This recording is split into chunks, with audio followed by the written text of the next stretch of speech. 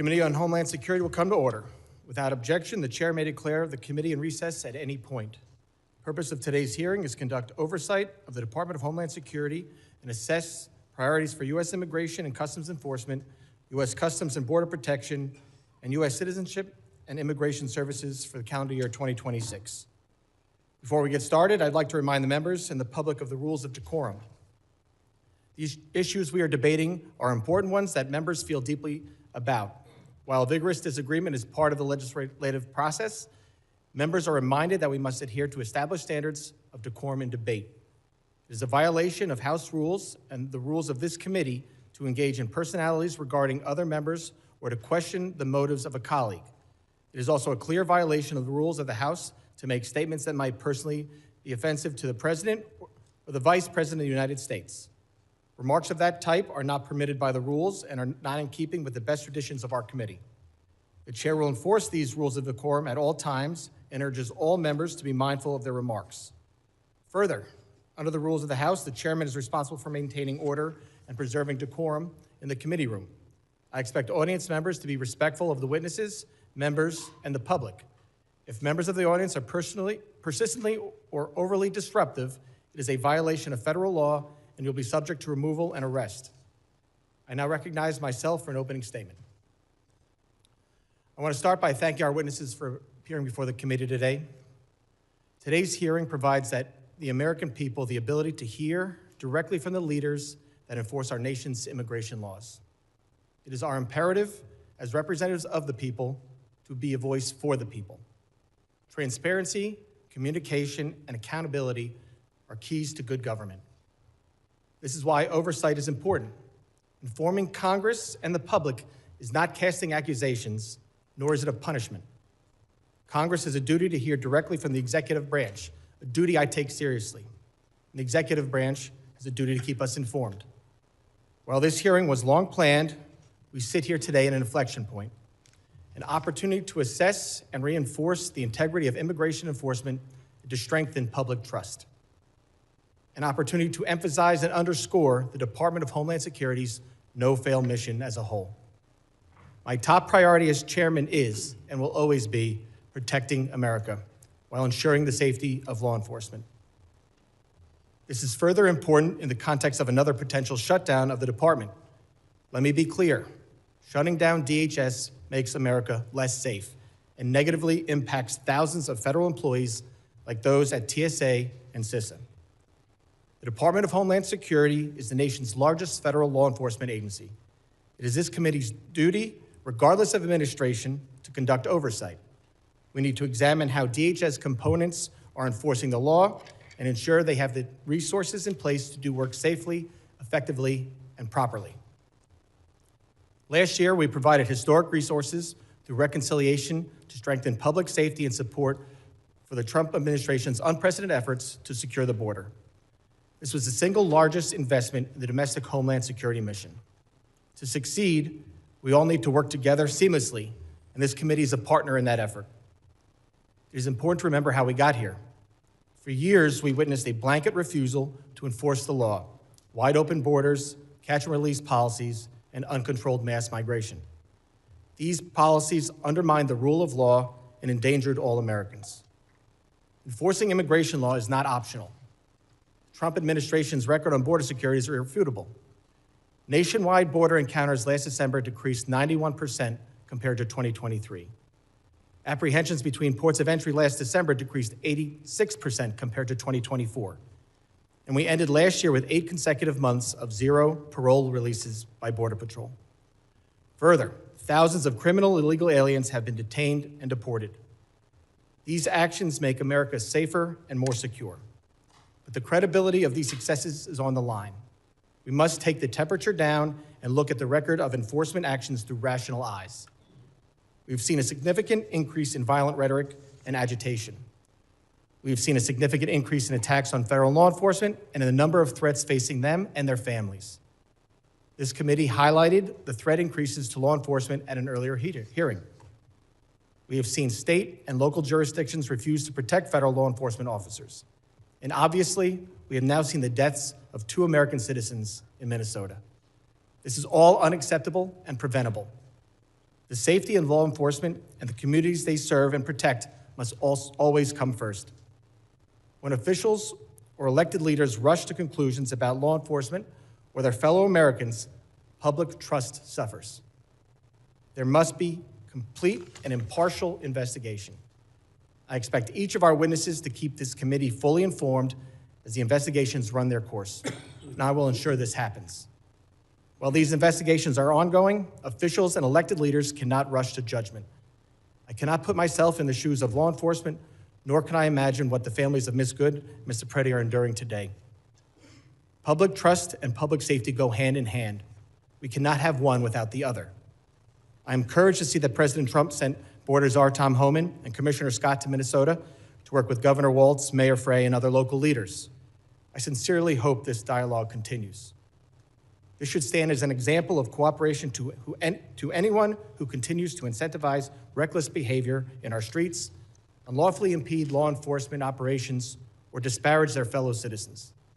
State and local officials should be partners, not obstacles when it comes to public safety.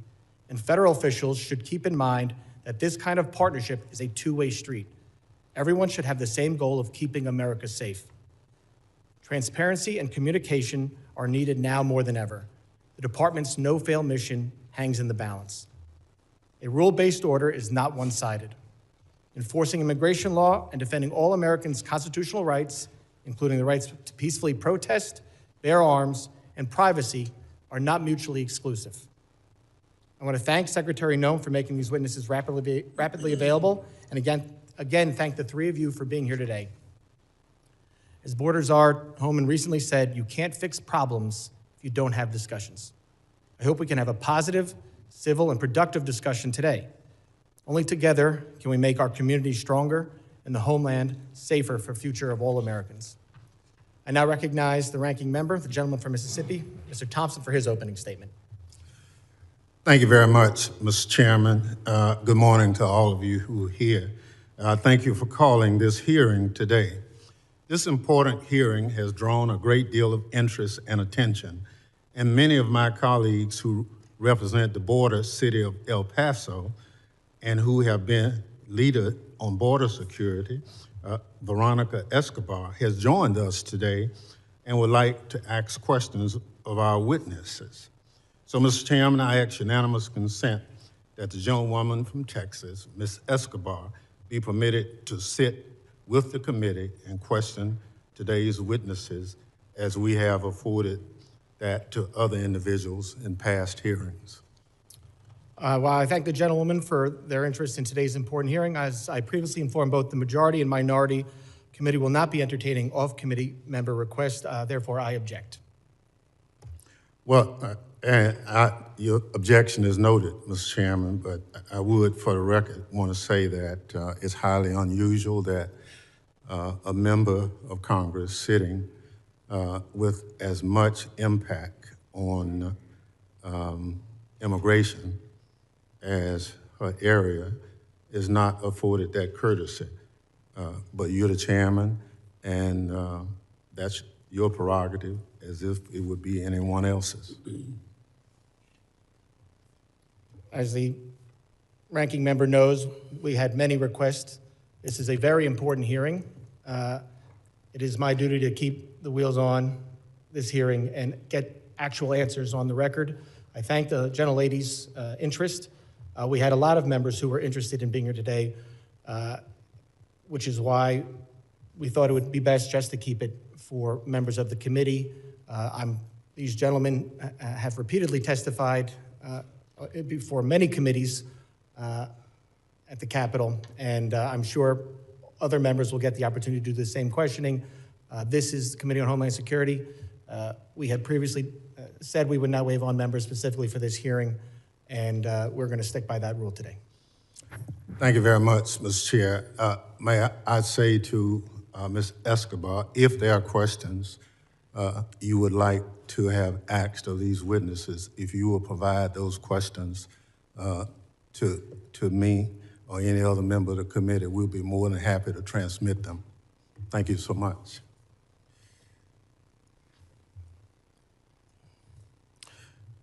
I hope my Republican colleagues will remember that our job is to conduct oversight, not cover for Donald Trump and his out-of-control administration, which is running roughshod over Americans' rights, killing U.S. citizens and threatening our very democracy.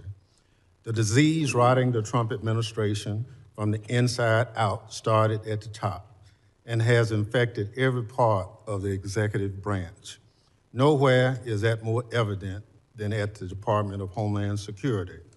This hearing is just the start of a reckoning for the Trump administration and its weaponization of DHS against American citizens and the principle our country stands for. DHS, led by Secretary Kristi Noem, must be held accountable for its lawlessness immigration operation. They are reckless, creating chaos in our communities, terrorizing adults and children alike, and undermining our moral authority as a nation of liberty and rule of law.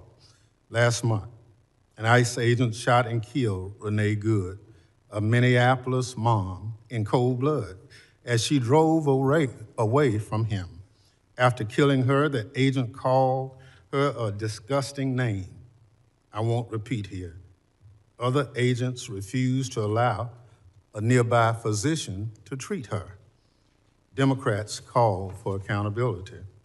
Instead, Secretary Noem blamed the victim, Ms. Good, and attempted to gaslight Americans with false claims that Ms. Good was a domestic terrorist.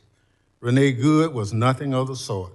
She was a mom, a wife, a neighbor, and an American citizen who did not deserve to die at the hands of her own government. She should be alive today. Ever since, the Trump administration has devoted the full resources of the federal government to blocking a legitimate investigation into Ms. Good's killing. If that isn't a sign of guilt, I don't know what is. Federal prosecutors had a warrant to collect evidence from Ms. Good's vehicle for a civil rights investigation into ICE's use of force, but FBI Director Kash Patel and other Trump administration officials demanded they drop it. Career prosecutors, duly bound to the rule of law, not the political prerogatives of the White House, resigned in protest. Blocking an investigation into the government's use of force against one of its own citizens is a self-dictatorship, not democracies. Every American should be outraged. Democrats tried to get answers in the aftermath of Ms. Good's shooting. We called on Acting Director Todd Lyons to testify at the committee's hearing 3 weeks ago. Unfortunately, he turned down the committee's invitation. This is part of a pattern of the Trump administration's refusal to comply with regular congressional oversight. Committee Democrats have sent multiple letters to ICE and CBP on critical issues, but most of them, 10, have gone unanswered. Mr. Chairman, I ask unanimous consent to include all 10 of these records into the record, letters into the record. Without objection. ICE has blocked members of Congress from visiting its detention facilities, even after reports of horrific conditions, detainee abuse, and a detainee being murdered in a DHS facility. I was one of those individuals who parted to a lawsuit to try to get ICE to just follow the law that says members of Congress can visit ICE facilities and present themselves at any time. So I understand that it's still being litigated, but I've been given authority to go, and I plan to do it this week just to test ICE's adherence to the law. Mr. Lyons is here today, nearly a month after we invited him. I guess DHS needed time to get his story straight before he came to testify under oath. Fearing more violence from federal law enforcement, Democrats have also called on DHS to rein in immigration agents and their brutal attacks on Americans immediately following Ms. Good's murder. but DHS ignored our pleas. Instead, Greg Vino, who styled himself in Nazi attire and takes joy in deploying tear gas at Americans, continued to roam around Minneapolis with his masked gang, terrorizing people and violating their constitutional rights. And tragically, our worst fears were realized. Just days after the hearing, Mr. Lyons refused to participate in. CBP personnel shot Alex Preety, and he was face down on Minneapolis' sidewalk, killing him in broad daylight. In the video of the incident, a DHS agent can be seen cheering Mr. Preety's death. Americans watched the video in horror. Yet once again, Secretary Nome gaslit the public, made up a demonstrably false story about Mr. Preety and blamed the victim for his own death. Mr. Preety was a law-abiding U.S. citizen and a VA nurse who dedicated his career to caring for our veterans. Mr. Chairman, at our last month hearing, I asked for a moment of silence in the memory of Renee Good. Today, with great sadness about another American killed at the hands of DHS, I asked that the committee observe a moment of silence in honor of Alex Preety.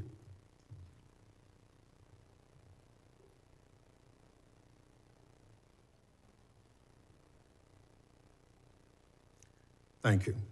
The slaying of Ms. Good and Mr. Preety by DHS are the most tragic examples of what is wrong with Trump's DHS, but far from the only ones. Last fall, a Border Patrol agent shot Miramar Martinez, a U.S. citizen and preschool teacher from Chicago, 5 times. The agent bragged in text messages about shooting her, saying, quote, "I fired 5 rounds and she had 7 holes. But that in your book, boys." Again, the Trump administration tried to blame Ms. Martinez, the victim, but prosecutors dropped charges against her when it became apparent that the evidence contradicted the Border Patrol's phony account. Unlike Ms. Good's and Mr. Preety's, we can no longer tell their stories. Ms. Martinez has shared her story about what Trump's DHS did to her. I want to play a bit of the video here because people need to see what ICE and CBP are doing to Americans. So this is the first one I realized. I was like, oh, it's just a pepper pellet, but no. And then I got shot right here. And then I have a wound on the side of my chest right here. And then I got 2 holes in my thigh. And then right here. Wow. Right here. Wow. You're covered in wounds. Wounds, yeah. And I want people to see like what's going on, like the type of stuff they're doing.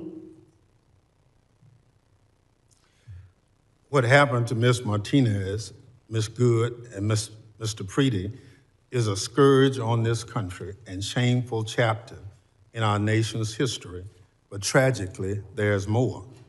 DHS agents recently used a 5-year-old Ecuadorian boy, Lehman Ramos, as bait to lure his family members outside their home to arrest them. The family had entered the country legally as asylum seekers and were living in Minnesota while awaiting their immigration proceedings. DHS sent the little boy and his father to detention in Texas for over a week. Thankfully, a judge ordered him released, slamming DHS for its, and I quote, incompetently implemented deportation campaign. Incompetently implemented deportation campaign is putting it nicely, especially as it relates to small children. More apt in the Bible, quote from John 11, chapter 35, referenced at the end of the judge's opinion, Jesus wept. DHS personnel are now forcing their way into private homes without a judicial warrant in violation of the Fourth Amendment. In one recent incident, ICE dragged a U.S. citizen from his home at gunpoint in underwear before realizing they had picked up the wrong person. The person ICE was actually looking for was sitting in jail in Minnesota. The Minnesota Department of Corrections says that ICE had this information all along. Bystander videos from Minneapolis and cities around the country show ICE and CBP personnel behaving like unprofessional goons, cursing at bystanders and mooning people from their hotel rooms. News reports have a Border Patrol agent was found passed out, drunk, and covered in vomit in a vehicle. And ICE personnel apparently stole a child's phone and sold it for cash. It's an embarrassment, and DHS's so-called leadership should be ashamed, if only they had any shame. Secretary Noem, Department of Homeland Security, has the blood of American citizens on its hand, but she takes no responsibility for anything. To the contrary, Secretary Noem was last seen in this committee room hiding behind her family in a desperate attempt to distract from her department's failures and abuses. Then she ran from our questions, leaving early under the guise of needing to attend a meeting that it turns out didn't even exist. Her inexcusable behavior should come as no surprise. She's always been more concerned with photo ops and wardrobe changes than following the law and fulfilling the mission of her department. Since being sworn in, Secretary Noem has enriched herself, abused the power of her office, obstructed congressional oversight, and violated her oath to the Constitution. Donald Trump and Kristi Noem are doing real damage to this country and to the department that was stood up 25 years ago in the wake of 9/11 to protect American citizens from future attacks. Secretary Noem is a liar with no concern for the lives of Americans killed by the department she runs. She must go. Mr. Chairman, I yield back. Gentleman yields back. Other members of the committee are reminded that opening statements may be submitted for the record. I would now like to formally introduce our witnesses. First is Mr. Rodney Scott. Mr. Scott is Commissioner of U.S. Customs and Border Protection. After decades of service at CBP, including a stint as Chief Border Patrol, he has served as a Senate-confirmed commissioner since June of 2025. Second is Mr. Joseph Edlow. Mr. Edlow is Director of Citizenship and Immigration Services. Director Edlow has served in numerous legal roles across the executive branch in Congress, including Chief Counsel to USCIS. Mr. Edlow has served as the Senate-confirmed Director since July 2025. Third is Mr. Todd Lyons. Mr. Lyons is the Acting Director of Immigration and Customs Enforcement. Acting Director Lyons began his federal service in the U.S. Air Force in 1993 and joined ICE as an agent in 2007.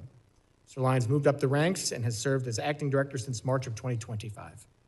Thank all the witnesses for being here today. Pursuant to Committee Rule 8C, I ask that the witnesses please rise and raise their right hand.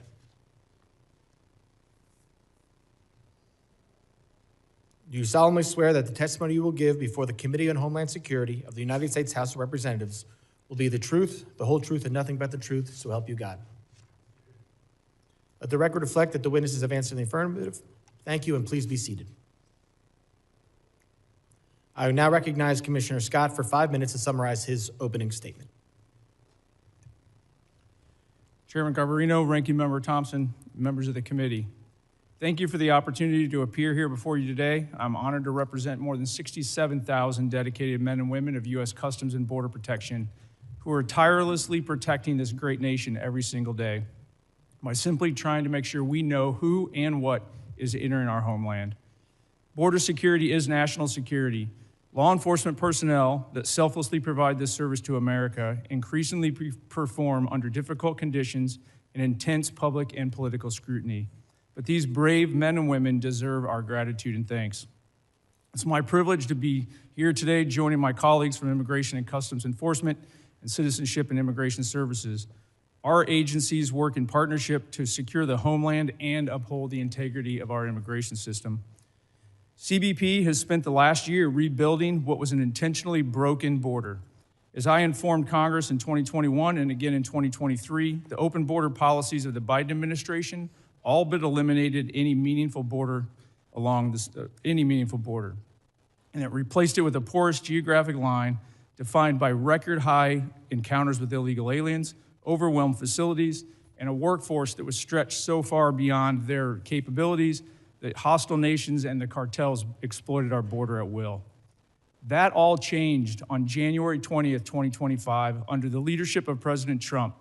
We have now implemented effective policies, established unified priorities and objectives across all federal departments, and empowered our workforce to do their jobs by simply enforcing the laws that already exist. We have imposed consequences for those who break our laws, the laws that this body enacted. And today, the United States, because of these efforts, enjoys the most secure border in our nation's history. But this progress did not happen by accident. It's a result of a comprehensive approach to border security. We ended catch and release, we prioritized detention and removal authorities, and we sent a clear message that illegal entry into the United States will not be tolerated. And the numbers speak for themselves. We have achieved record low illegal crossings between ports of entry. Border Patrol apprehensions along the southwest border totaled over 90,000 for the entire year. That's a number that used to represent a single month under the Biden administration. Daily encounters have dropped by 95%, averaging about 250 per day, compared to 5,000 a day during the Biden administration.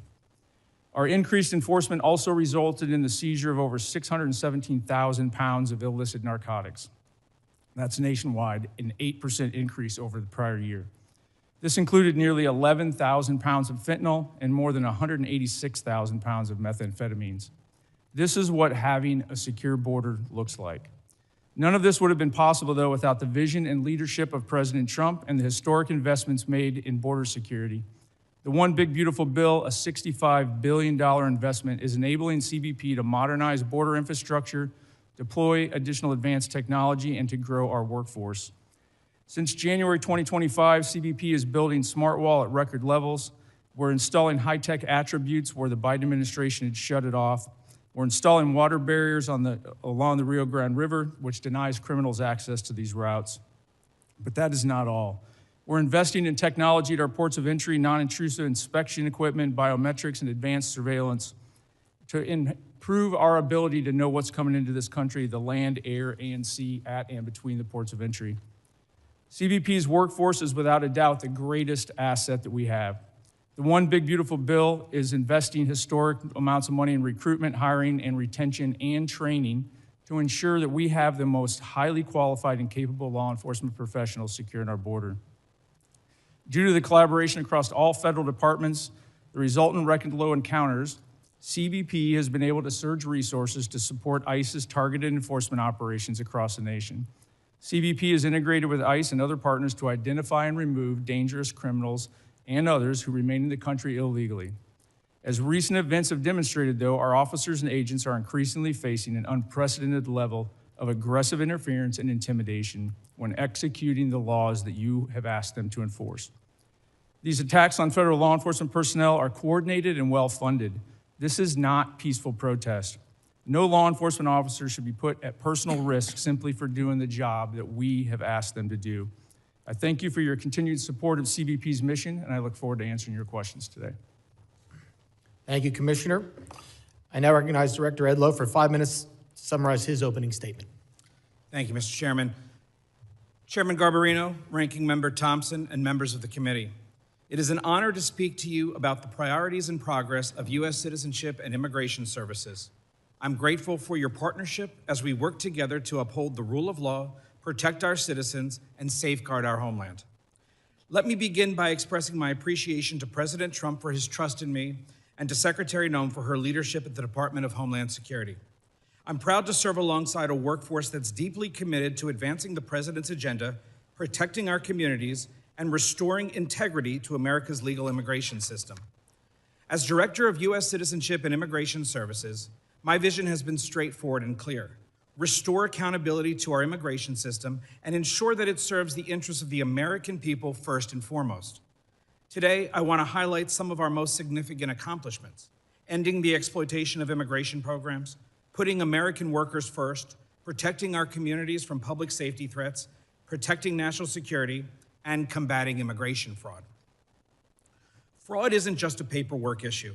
It's a national security and public safety concern.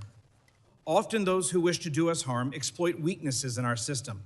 Over the past year, USCIS has made nearly 33,000 fraud referrals to law enforcement, a 138% increase over previous years.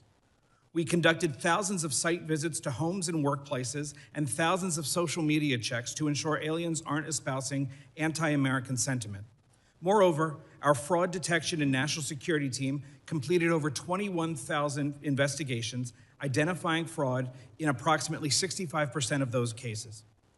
In Operation Twin Shield in Minneapolis-St. Paul back in the fall, we uncovered marriage fraud, visa misuse, and student visa abuses, leading to denials of immigration benefits, arrests, and removal proceedings.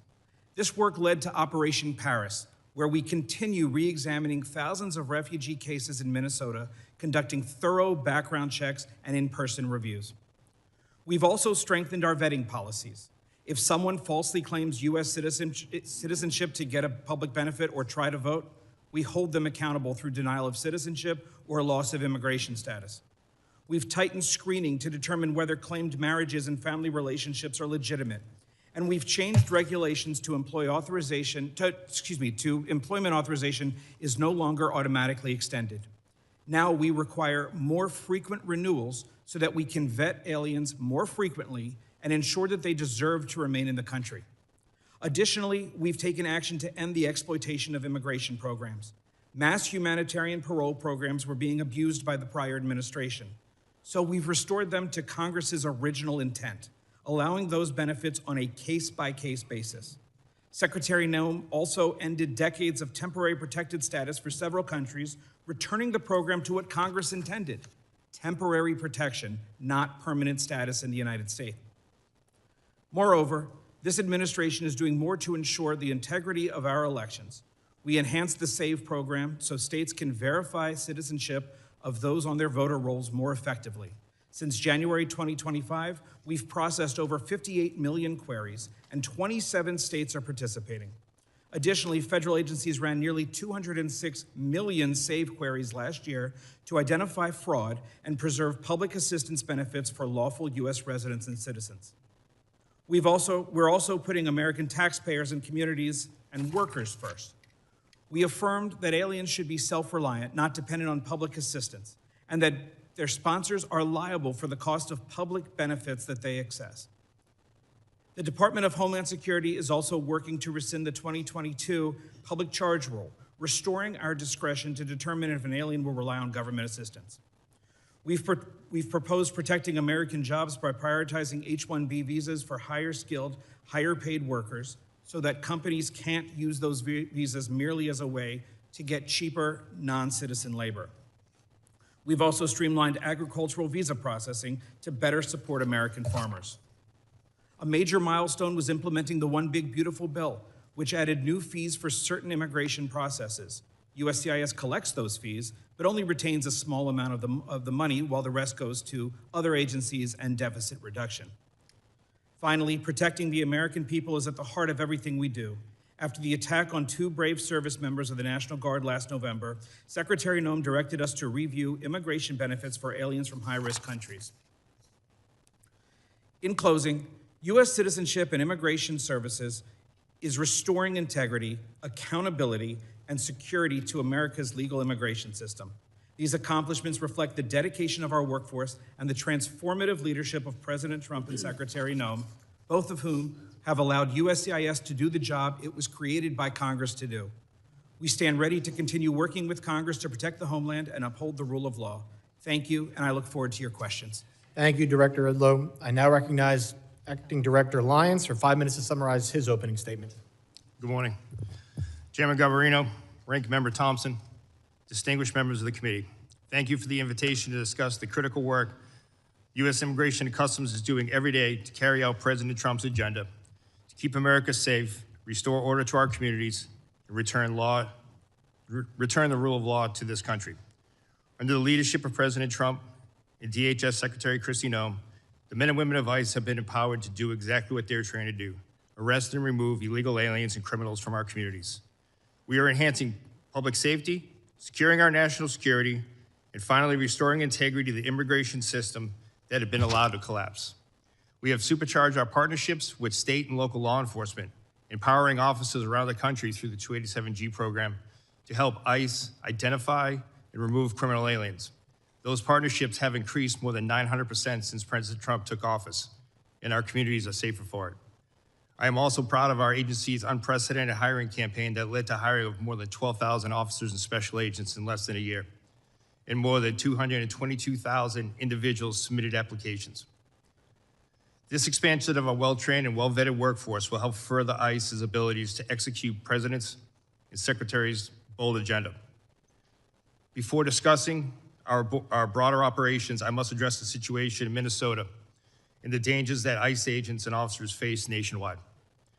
While the investigations remain ongoing, I'm encouraged that some Minnesota officials are finally signaling the willingness to cooperate with ICE. But let me be clear, promises are not enough. We need action. In the wake of the unprecedented border crisis of the previous administration, ICE has stepped into the breach to enforce the law. This commitment has a cost. We are facing the deadliest operating environment in our agency's history. In fiscal year 2025, death threats against ICE personnel increased more than 8,000%. Assaults on officers have skyrocketed over 1,400%. One officer in Minnesota had his finger bitten off by a protester, egged on by elected officials characterizing our officers as Gestapo or secret police. The families of ICE personnel have been made to feel unsafe in their homes. I know this firsthand because my own family was targeted. But let me send a message to anyone who thinks they can intimidate us. You will fail. Despite these perils, our officers continue to execute their mission with unwavering resolve, and we are only getting started. ICE remains committed to the fundamental principles that those who illegally enter our country must be held accountable. Since the beginning of the second Trump administration, we have achieved historic results. From January 20th, 2025 through January 20th, 2026, ICE has conducted nearly 379,000 arrests. Among those arrests were more than 7,000 suspected gang members and over 1,400 known as suspected terrorists. The president tasked us with mass deportation, and we are fulfilling that mandate. Thanks to the resources provided by this Congress, we are ramping up detention capabilities and removal flights daily. In the last year alone, we conducted over 475,000 removals. It's a brutal reality that criminal immigration today is organized by sophisticated, ruthless, transnational criminal organizations. These include cartels and transnational gangs President Trump has rightly designated as foreign terrorist organizations. The only way to defeat them is to destroy their revenue. Within Homeland Security investigations, our special agents are delivering critical outcomes in the fight against transnational crime. We are seizing fentanyl before it kills our children and dismantling the networks that poison our communities. In FY25 alone, we seized more than 2.5 million pounds of narcotics, a 50% increase from the previous year and a critical blow to transnational organization groups everywhere. HSI criminal arrests are at the highest point in history. However, our approach is just not about enforcement. It is about restoring order and dignity to the human beings sold alive by smugglers and exploited by these TCOs. In August 2024, the DHS Office of Inspector General released a report that concluded that more than 291,000 unaccompanied alien children out of nearly 450,000 transferred from DHS to HHS custody were simply lost by the system. We are talking about children exploited in factories, abused in sexual trades, and living as indentured servants on American soil. HSI is leading the charge to find them. We have conducted more than 71,000 field engagements to locate children, verify sponsor legitimacy, and uncover criminal activity related to exploitation. Since February 2025, ICE has arrested more than 500 criminal sponsors of these offenses, including sexual exploitation and forced labor, dismantled more than 2,400 human smuggling operations, and along with our federal partners, located more than 145,000 children. To further ensure TCOs can never threaten our nation again, President Trump dedicated the establishment of the Homeland Security Task Force. The Homeland Security Task Forces represent the most aggressive and coordinated attack on TCOs in history. Through Cross-Border Financial Crime Center, we have developed and implemented a strategy to combat rampant fraud, including government programs in Minnesota and across the country. Using this strategy, HSI has opened numerous criminal investigations into the complex fraud systems that have resulted in the thefts of billions. Much of the fight ICE faces continue to be fueled by so-called sanctuary cities. These jurisdictions provided a shield for criminal aliens when a local jail refuses to honor ICE detainer and releases that predator back into the community. ICE exists to enforce America's longstanding immigration and custom laws. These laws are grounded in common sense, national sovereignty, and simple morality. Our officers and agents enforce these without hesitation, without apology. I ask that all the members of the committee treat them with profound respect that they have earned. Thank you. Thank you, Acting Director Lyons. Members will be recognized by order of seniority for their 5 minutes of questioning. As we have when Secretary Noem was here, we're going to limit it to the 5-minute rule. I'm going to be strict on that for both sides. So do not be surprised if you go over, I gavel you down. I now recognize myself for 5 minutes of questions. Acting Director Lyons, I understand that you cannot discuss the details of the 2 recent shootings in Minnesota because they are subject of several investigations, including by the FBI, the Department of Homeland Security, and the DOJ Civil Rights Division. Once concluded, will you commit to providing the reports and findings of each investigation to this committee? Yes, Mr. Chairman, we're fully committed to give you the full and unabridged investigation and the outcome. Thank you. Commissioner Scott, can the committee have the same commitment from you? Yes, sir. Thank you both. Commissioner Scott and Acting Director Lyons, following this hearing in writing, I'd like to know what is the standard operating procedure for each of your agencies for an investigation when deadly force is used. Currently, Acting Director Lyons, are those procedures being followed for the 2 uses of deadly force in Minneapolis this past January? Yes, Mr. Chairman. Were those, and Commissioner Scott? Yes, sir, they are. Were the standard procedures followed from the beginning? Mr. Lyons? Yes, sir, they were. Mr. Scott? Yes, for CBP, they were as well. Thank you very much. We're obviously concerned about officer safety and have seen and heard about increasing threats and assaults against law enforcement. Director Lyons, are your officers trained regarding the difference between a protected protest and what is unlawfully impeding law enforcement? Yes, sir. Deportation officers and special agents are taught at the Federal Law Enforcement Training Center. They are taught in defensive tactics, personal safety, but as well as laws to include First, Second, Fourth, Fifth, 10th, 14th Amendment. The officers are trained before they go out into the field, and then while they're in the field. They are specialized training in disturbance control and other special tactics. Commissioner Scott, are your officers similarly trained? Yes, they are. At FLETC, ongoing training in the field, and then anytime we're deploying them to the interior, they get updated law refresher training to include First Amendment and Fourth Amendment. So I want to focus on the training here because with the historic investment in both ICE and CBP, there was a surge in hiring. I need to know, for these new hires, is the training different than what other agents and officers received before the hiring surge? Mr. Lyons, I'll let you start there. No, sir, it's not. The training was never, the meat of the training was never removed. The timeline was. We took training from 5 days a week, 8 hours a day, to 6 days a week, 12 hours a day. In addition to that, training is different in the fact that before officers even go to the Federal Law Enforcement Training Academy, there's pre-employment training, which we never had before. And on top of that, we've adapted our on-the-job training program, which is much like a city or state field training officer program that once they are removed from the Federal Law Enforcement Training Academy, have graduated, before they return to their field offices, they're assigned a field training officer, and that's continued on after that. So let me get this go. For ICE officers, the curriculum has stayed the same, but it's now a quicker training. The timeline has moved up? That's correct, sir. Okay, but the curriculum is the same. Yes, sir. All right. Commissioner Scott, can you talk about if there's been a change in training since the hiring surge? There's been no change in the training within Customs and Border Protection. Border Patrol agents go through a 117-day academy. The CBP officers go through a 103-day academy. That's actually training days. There's been no changes to that. So- The only change that has been made is in our quarterly training. We've added scenarios based on what we most likely think they will encounter in the field. So we've actually added some of the protest type encounters as well. So there's been no change in the timeline either? Similar, ICE did that, you did not? No, we did not. Okay. And while, this is nothing, well, because this is my last question, I'm sure. While understanding they are not suitable for every occasion, there's been a lot of talk about the use of deadly force. Are agents and officers equipped with and trained in the use of tasers or other less lethal alternatives to avoid the use of deadly force? And Mr. Director Lyons, I'll start with you, and then Mrs. Scott, you can finish. Yes, sir. Every deportation officer special agent are trained in secondary weapons, which include the taser, OC spray, and baton. They're And trained those are made available. and they're equipped. Yes, sir. Mr. Scott?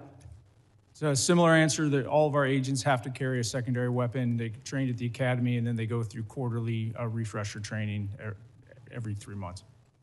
Okay, I appreciate it. I will have, I'm sure, for some follow-up questions today, and I will submit those to you in writing. But with that, I yield back, and I now recognize the ranking member for 5 minutes of questions. Thank you very much, Mr. Chairman. Mr. Lyons, how many ICE agents have cameras as of today? Sir, as of today, more than 3,000 ICE officers have cameras that are active in the field, with another 6,000 being deployed, sir. So how many in the field? How many ICE agents are in the field as of today? Oh, I'm sorry, sir. Agents in the field today? You said agents in the field. I'm just trying to get the number of ICE agents who have cameras on their body as of today. Approximately 3,000, sir. 3,000 out of how many? Out of approximately 13,000, sir, that are in the field. So you have 3,000 out of 13,000 who have cameras. Yes, sir. Mr. Scott? I don't have the actual number in front of me right now. It's about 10,000. We're building that program out as we speak. 10,000 out of how many? Out of about 67,000. But the Out of- catch there out is of- the ports of entry, we have significant video. Nope. I don't want to go to ports of entry. I just want to know how many cameras right now do you have on your agents? When you say agents, Border Patrol agents, there's about 10,000. 10,000 That's an estimate, out. 10,000 out of how many? Out of 20,000 Border Patrol agents. So half of them. Approximately, yes. So I'll give you a chance to look at that since you said approximately and get back to the committee on what's the accurate number. Not how many you're purchasing, how many as of this day. Understood, and I will get you that number. Thank you. Mr. Lyons, what's the regular timetable of training an ICE agent? Sorry about that, sir. Right now, the training is approximately 47 days at the Federal Law Enforcement Academy. Overall training is about 3 months, sir. So you went from 3 months to 47 days. No, sir, the whole total training to include the pre-employment training and then the OJT program is 3 months. And 47 days in the Federal Law Enforcement Training Academy. So they go to Flexi for 47 days or for 3 months? No, sir, you asked for the total training time. The total training time now is a combined 3 months, sir, with 47 days at the Federal Law Enforcement Training Academy. So you didn't reduce the timeline for any of the ICE agents to come on board? We reduced the timeline for the previous certified federal law enforcement officers or special agents, where we went to the ones who are already trained in firearms and defensive tactics and criminal procedure. We adapted to a shorter program so they would just have the extensive Immigration Nationality Act training, immigration law, and ICE-specific training. So if you hired somebody for ICE today, how much training would they receive before they become a full-time agent? So for a person off the street who has never been a law enforcement officer, they're looking at approximately 3 months of training, sir. And the 47 days is for who? That is for everyone that hasn't, who's never worked for ICE, sir. So you could have someone that's a Capitol Police officer. They would not have to go through extended training for when it comes to defensive tactics, firearms, et cetera. They would have to go through the rigorous immigration training, which unfortunately immigration law is just as confusing and long as tax code, which we have to ensure that we devote that extensive time to.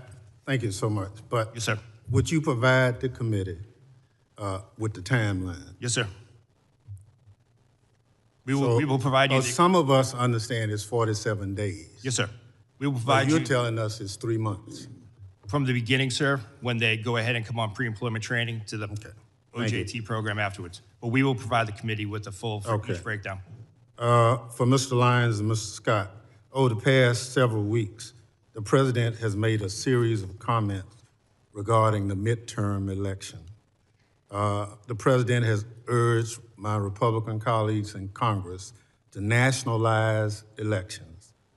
Now, are you involved in any planning on guarding precincts in this country as of today?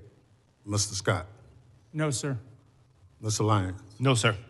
So there's no information, you've not been asked to start deploying people for areas anywhere. No, sir. Well, thank you very much.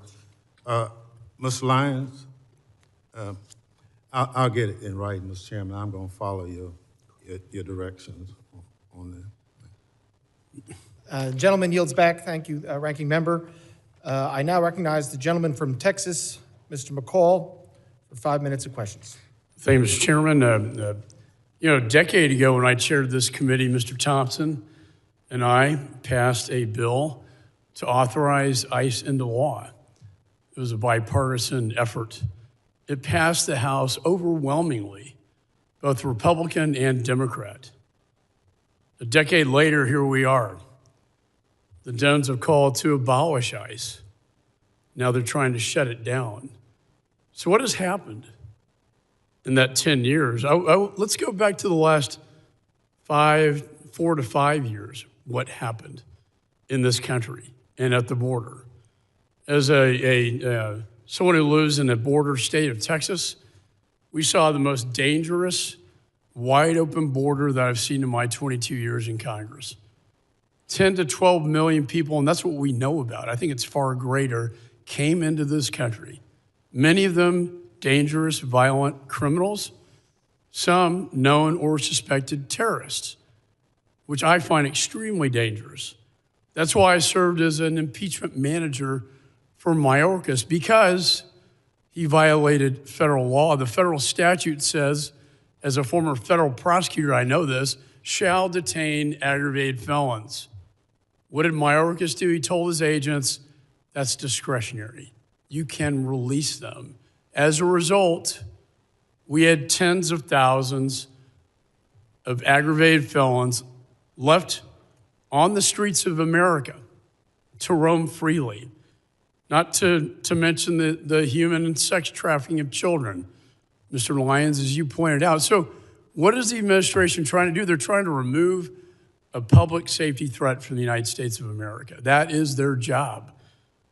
Restoring public safety should be the number one priority. And one of the problems here, as I examine it, is that Minnesota, Minneapolis in particular, is a sanctuary city. What does that mean? That means that it's a magnet for illegal. They're protected under the current situation because state and locals will not cooperate with federal law enforcement. In fact, Mr. Lyons, is it not true that they were not honoring ICE detainers that were put on dangerous felons in prison so that you could remove them from the United States?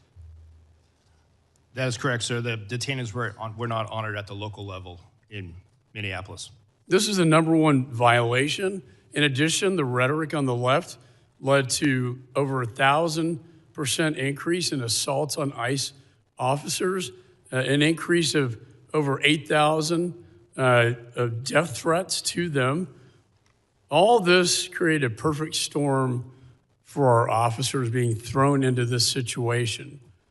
And then Agent Bovino came into the picture, and I would argue, in fairness, that he escalated the situation by the way that was handled. Your officers are not trained to effectuate crowd control. They are trained to move in surgically, go in and remove these dangerous, violent criminals from the United States of America. I've called for de-escalation after the two deaths, the two shootings that took place. I believe that these roving patrols should be done at the border rather than in the major cities of the United States. So when the president decided to remove Agent Bavino and put in Tom Homan, who I've known for years, a consummate professional, law enforcement professional, I commended the president. And what has been done since Mr. Homan came into the job? We now have targeted law enforcement operations. He is returning to the original mission of ICE. He is working with state and locals to do the crowd control. He is getting them to honor the ICE detainers. He is also getting the body cameras put on them.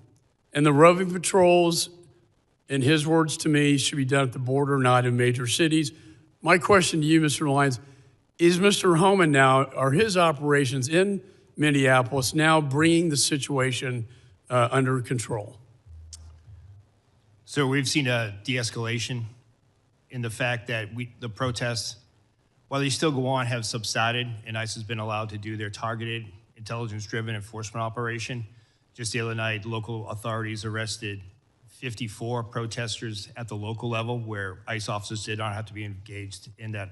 My final question to you, do you believe the model that Mr. Homan is now setting in Minneapolis should be a model for the nation? Gentleman's time is If expired. I could allow the witness to answer. I understand that, but I'm holding. I'd like to on the 5 minutes. record an answer, Mr. Chairman. Do you agree that Mr. Homan's model is one for the nation? Gentleman's time is expired. Yes or no? I now recognize the gentleman from California, Mr. Swalwell, for 5 minutes. A couple nights ago, I met with a woman who works as a cashier at a grocery store, and I told her I was coming to see you, Mr. Lyons, and she said, will you ask him, and she didn't want to give her name. She was terrified to give her name. But she said, when I get off my shift around midnight and I walk through the parking lot to my car, she said, if somebody rolls up in an unidentified van and gets out wearing all black and their face is covered and they don't have any identification and they ask me to get into the van, how do I know who they are? How does she know, Mr. Lyons? How does she know if they're an ICE agent or bad guys? Sir, ICE agents have identifiable placards on their uniforms as well as their badges representative, but you won't see ICE agents rolling through the parking lots and just snatching someone up. ICE does intelligence-driven, targeted enforcement operations. Well, Mr. Homan and others have said that they target individuals based on the color of their skin and the accents that they speak, and that's why people are running through the fields and factories where they work. Director Lyons, last year you said in Phoenix at the Border Security Expo that you wanted to see a deportation process that was like, quote, Amazon Prime, but with human beings. Mr. Lyons, how many times has Amazon Prime shot a mom 3 times in the face? None, sir, but you're also... It's the square root of 0, that's right. Yes, sir. Yeah, but if we're gonna go down that route of my comment, I did say that comment. However, that comment was taken out. If you go back and watch the video, I did say that we need to be more efficient when it comes to removing individuals from the United States because ICE doesn't detain punitively. We detain to remove. I don't want to see people in custody. At the end of my statement was, and again, to your point, it was a industry day for AI and efficiencies, but I did say at the end of it, but we deal with human beings, so we can't be like them. And speaking That's of the human, key part that you're leaving out. Well, speaking of human beings, how many times has Amazon Prime shot a nurse 10 times in the back? None. How many times has Amazon Prime dragged a woman out of her car by her hair and then dragged her down the street? None. How many ICE agents have been fired for their conduct under your leadership? Sir, I can get you that data. I'll get that back to you. Is it more than 1? I'm not going to speak about personnel actions, but I'll get you that data. Can you tell us if at least, God, I hope at least 1 person has been fired for their conduct since these operations have begun? Are you telling us you can't even say 1 person's been fired? Sir, I'm not going to talk about personnel actions, but we will get back to you. But 2 people have been killed so far, is that right? A nurse named Preddy and a mom named Good. 2 people have been killed so far. Yes, sir. Mr. Lyons, will you apologize to the family of Renee Good for being called a domestic terrorist by the president and his leadership? No, sir. Why not? Sir, I welcome the opportunity to speak to the family in private, but I'm not going to comment on any active investigation. Is she a domestic terrorist? Sir, I'm not going to comment on the investigation, and the president and Secretary Noem are elected officials. That's their right to their comments, but as career law enforcement, we won't speak to any. Do you agree with their comments? Sir, I'm not going to go ahead and talk about any ongoing investigation. Will you apologize to the family of Alex Preddy for also being called a domestic terrorist? Sir, again, I'm not going to speak to any ongoing investigation. Mr. Lyons, your staying to lead ICE is a decision. Sir, I'm sorry. Could you repeat Your that? staying on to lead ICE is a decision. And I've read your background. You have a decorated career. You've served in the military. You are what I would call otherwise employable. I think most people would agree this is not the only job that you can get. But since you've been on this job, women have been dragged by their hair through our streets. A 6-year-old child battling stage 4 cancer has been deported, and it turns out he was a U.S. citizen. People are running through the fields where they work.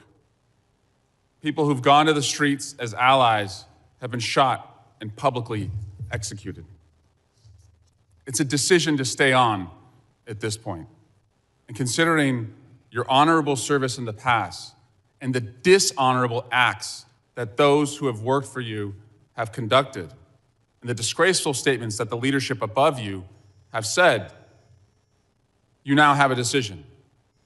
Will you stand with the kids who you're supposed to protect, or will you side with the killers bringing terror to our streets?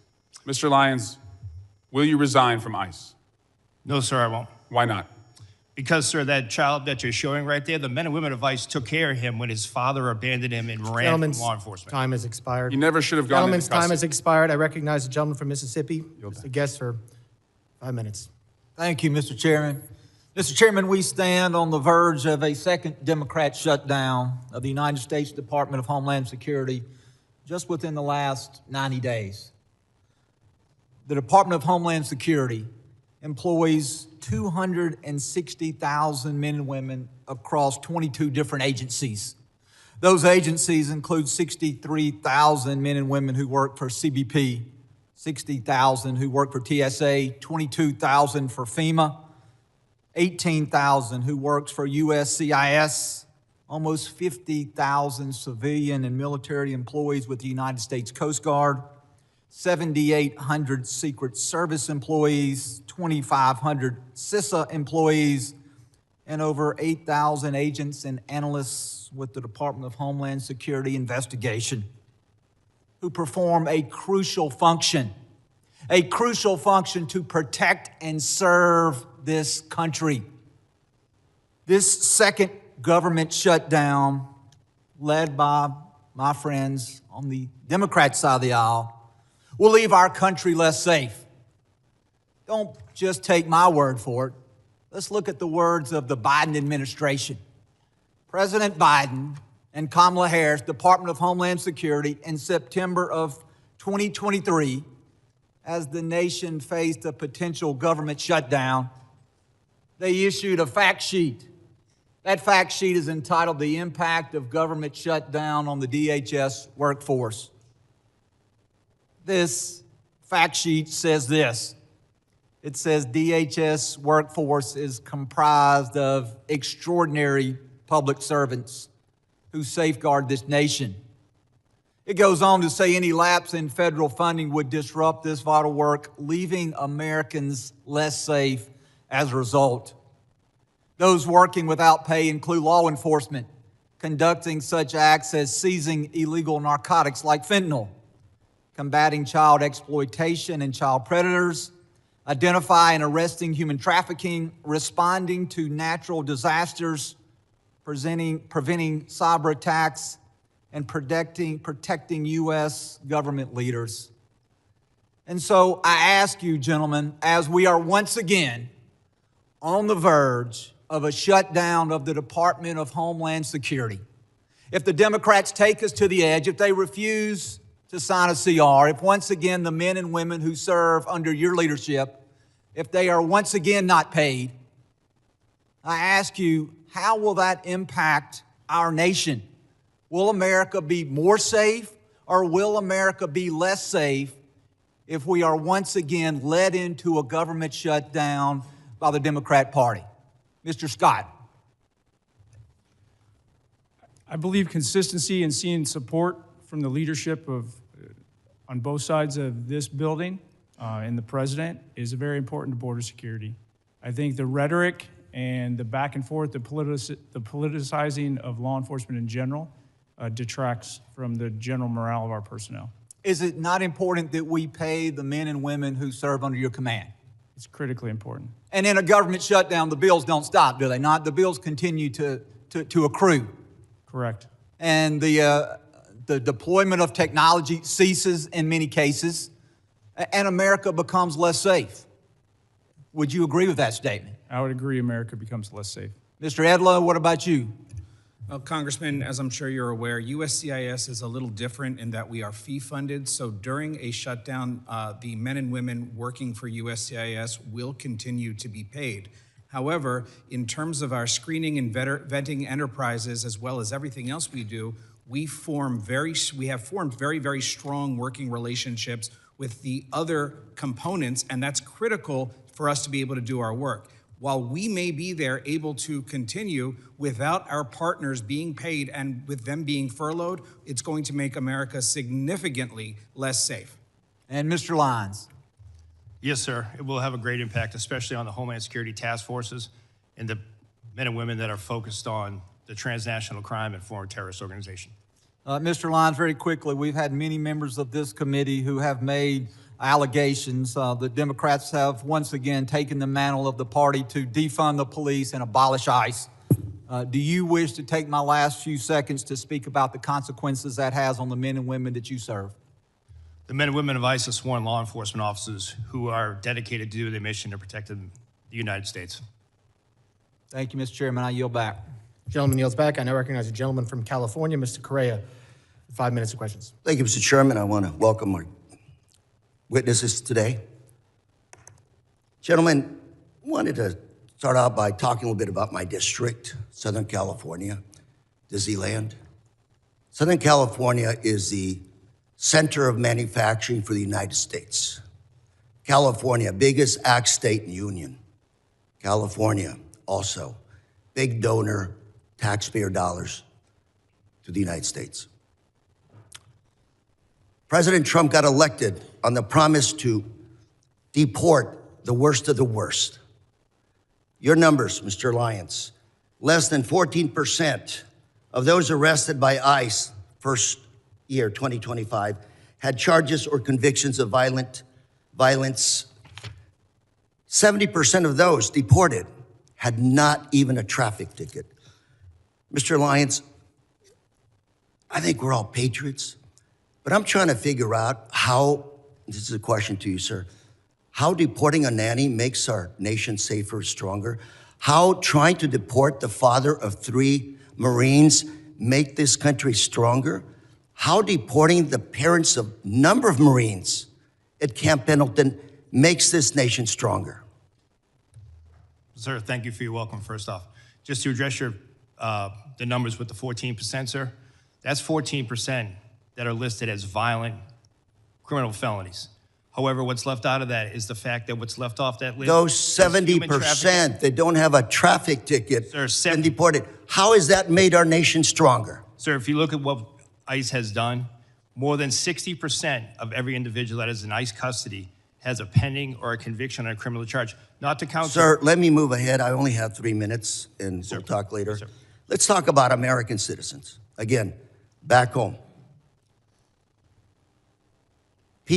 Young people asking me, what do I have to carry with me so I won't be deported?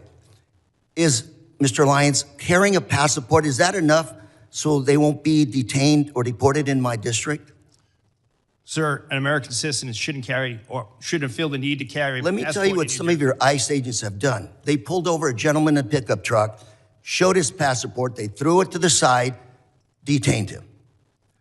What do we have to do to show that we're American citizens? Sir, no What do we American ha- citizen falls under Title VIII. No American citizen will be arrested for being an American citizen. But you just said to my colleague that nobody has been fired because of violations of the law for disciplinary actions, yet this is happening in my district. Mr. Lyons, we're a very boring district. We work hard, mind our own business. ICE in our streets now. People are terrorized. American citizens, number of cases of Americans being detained, being taken in, some being held for 5 days. Sir, what do we do with those people in that situation? What do we tell them? Sir, I don't know of any particular case that you're speaking of American citizen being held. I'm more than happy to provide you a list, sir. 100%, sir. So let me ask you, sir,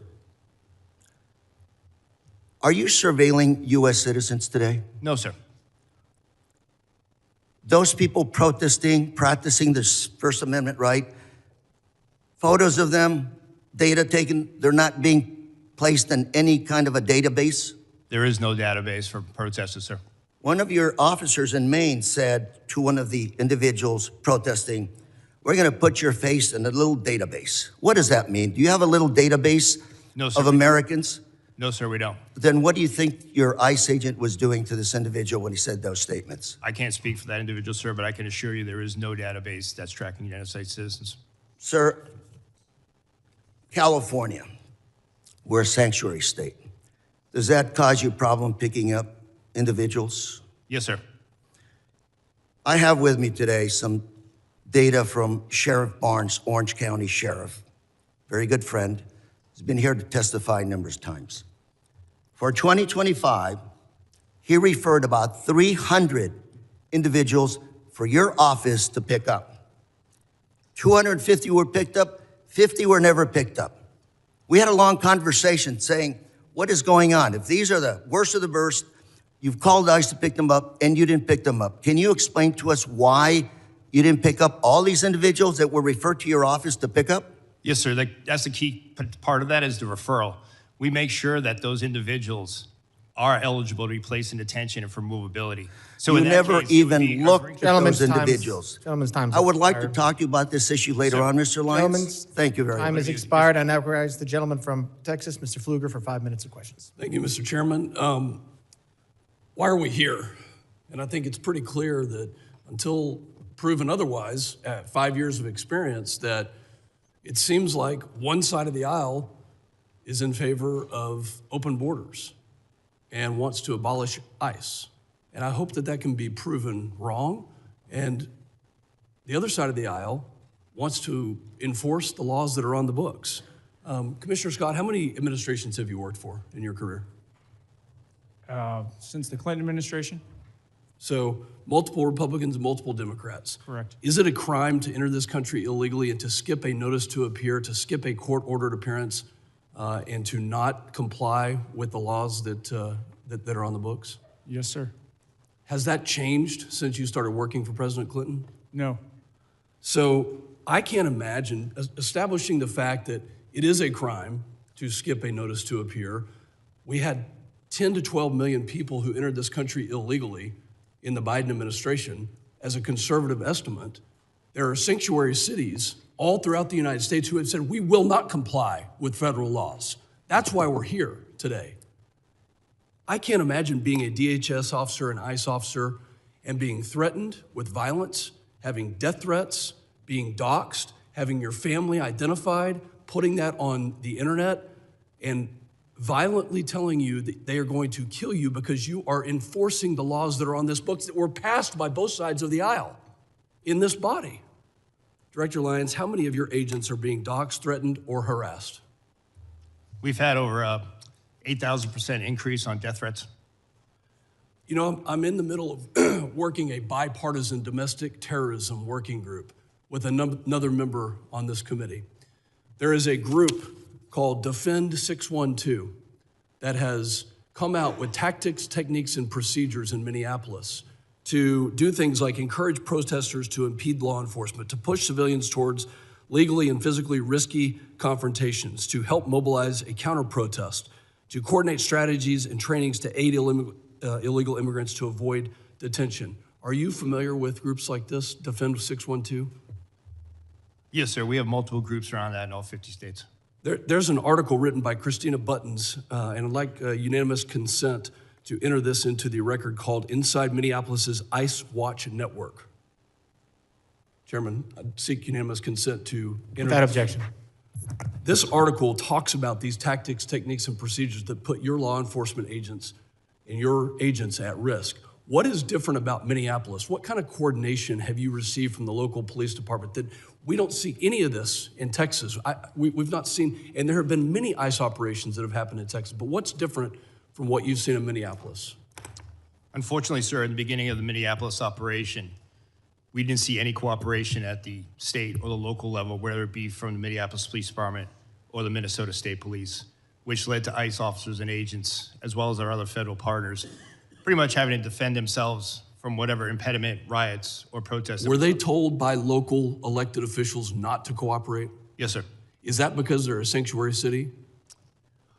I'm assuming that's in what it is, part- sir, but I can't speak to the mind of those elected officials, but they were ordered not to stand down. How did it make you feel as somebody who carries out the laws that this body has passed when you hear the mayor of Minneapolis say F ICE? Oh, sir, I mean, from a morale standpoint, it hurts us to the fact that for decades, and I've worked since President Bush, ICE has always been in Minneapolis. We've always been in every major city and state. So it wasn't like it was a brand new thing. We've always been doing immigration enforcement. So that's demoralizing. Commissioner Scott, are you separating families? No. Tell me about when you served President Obama. Has anything changed in the policy of deportation? And how many people did President Obama deport? I don't have that number in front of me. Policies and how things are enforced do change. The laws have not changed. I believe what you're referring to is literally when someone is arrested, whether it's on immigration or whether it's a normal criminal offense, and they have children, we don't necessarily prosecute the children. But when someone's deported, if they want to take their children with them, they have that right. We do not separate them. I hope that the other side of the aisle will read this article on Defend 612 and look at the tactics, techniques, and procedures. And if this is domestic terrorism, where we have a group that's on signal that is calling out agents and doing things to interrupt, intercede, and prevent law enforcement from carrying out the laws that this body passed, that you'll have the courage to call it domestic terrorism if it is that way. And I yield back. Gentleman yields back, and I now recognize the gentleman from Michigan, Mr. Panadar, for 5 minutes of questions. Thank you, Mr. Chairman, and good morning to our witnesses. Commissioner Scott, did the ICU nurse, Alex Preddy, deserve to die? I cannot comment on an ongoing investigation, sir. Do you believe that he deserved to die? Should he be killed by your agents? I'm not going to comment on an ongoing investigation, sir, before it's concluded and all the facts are available.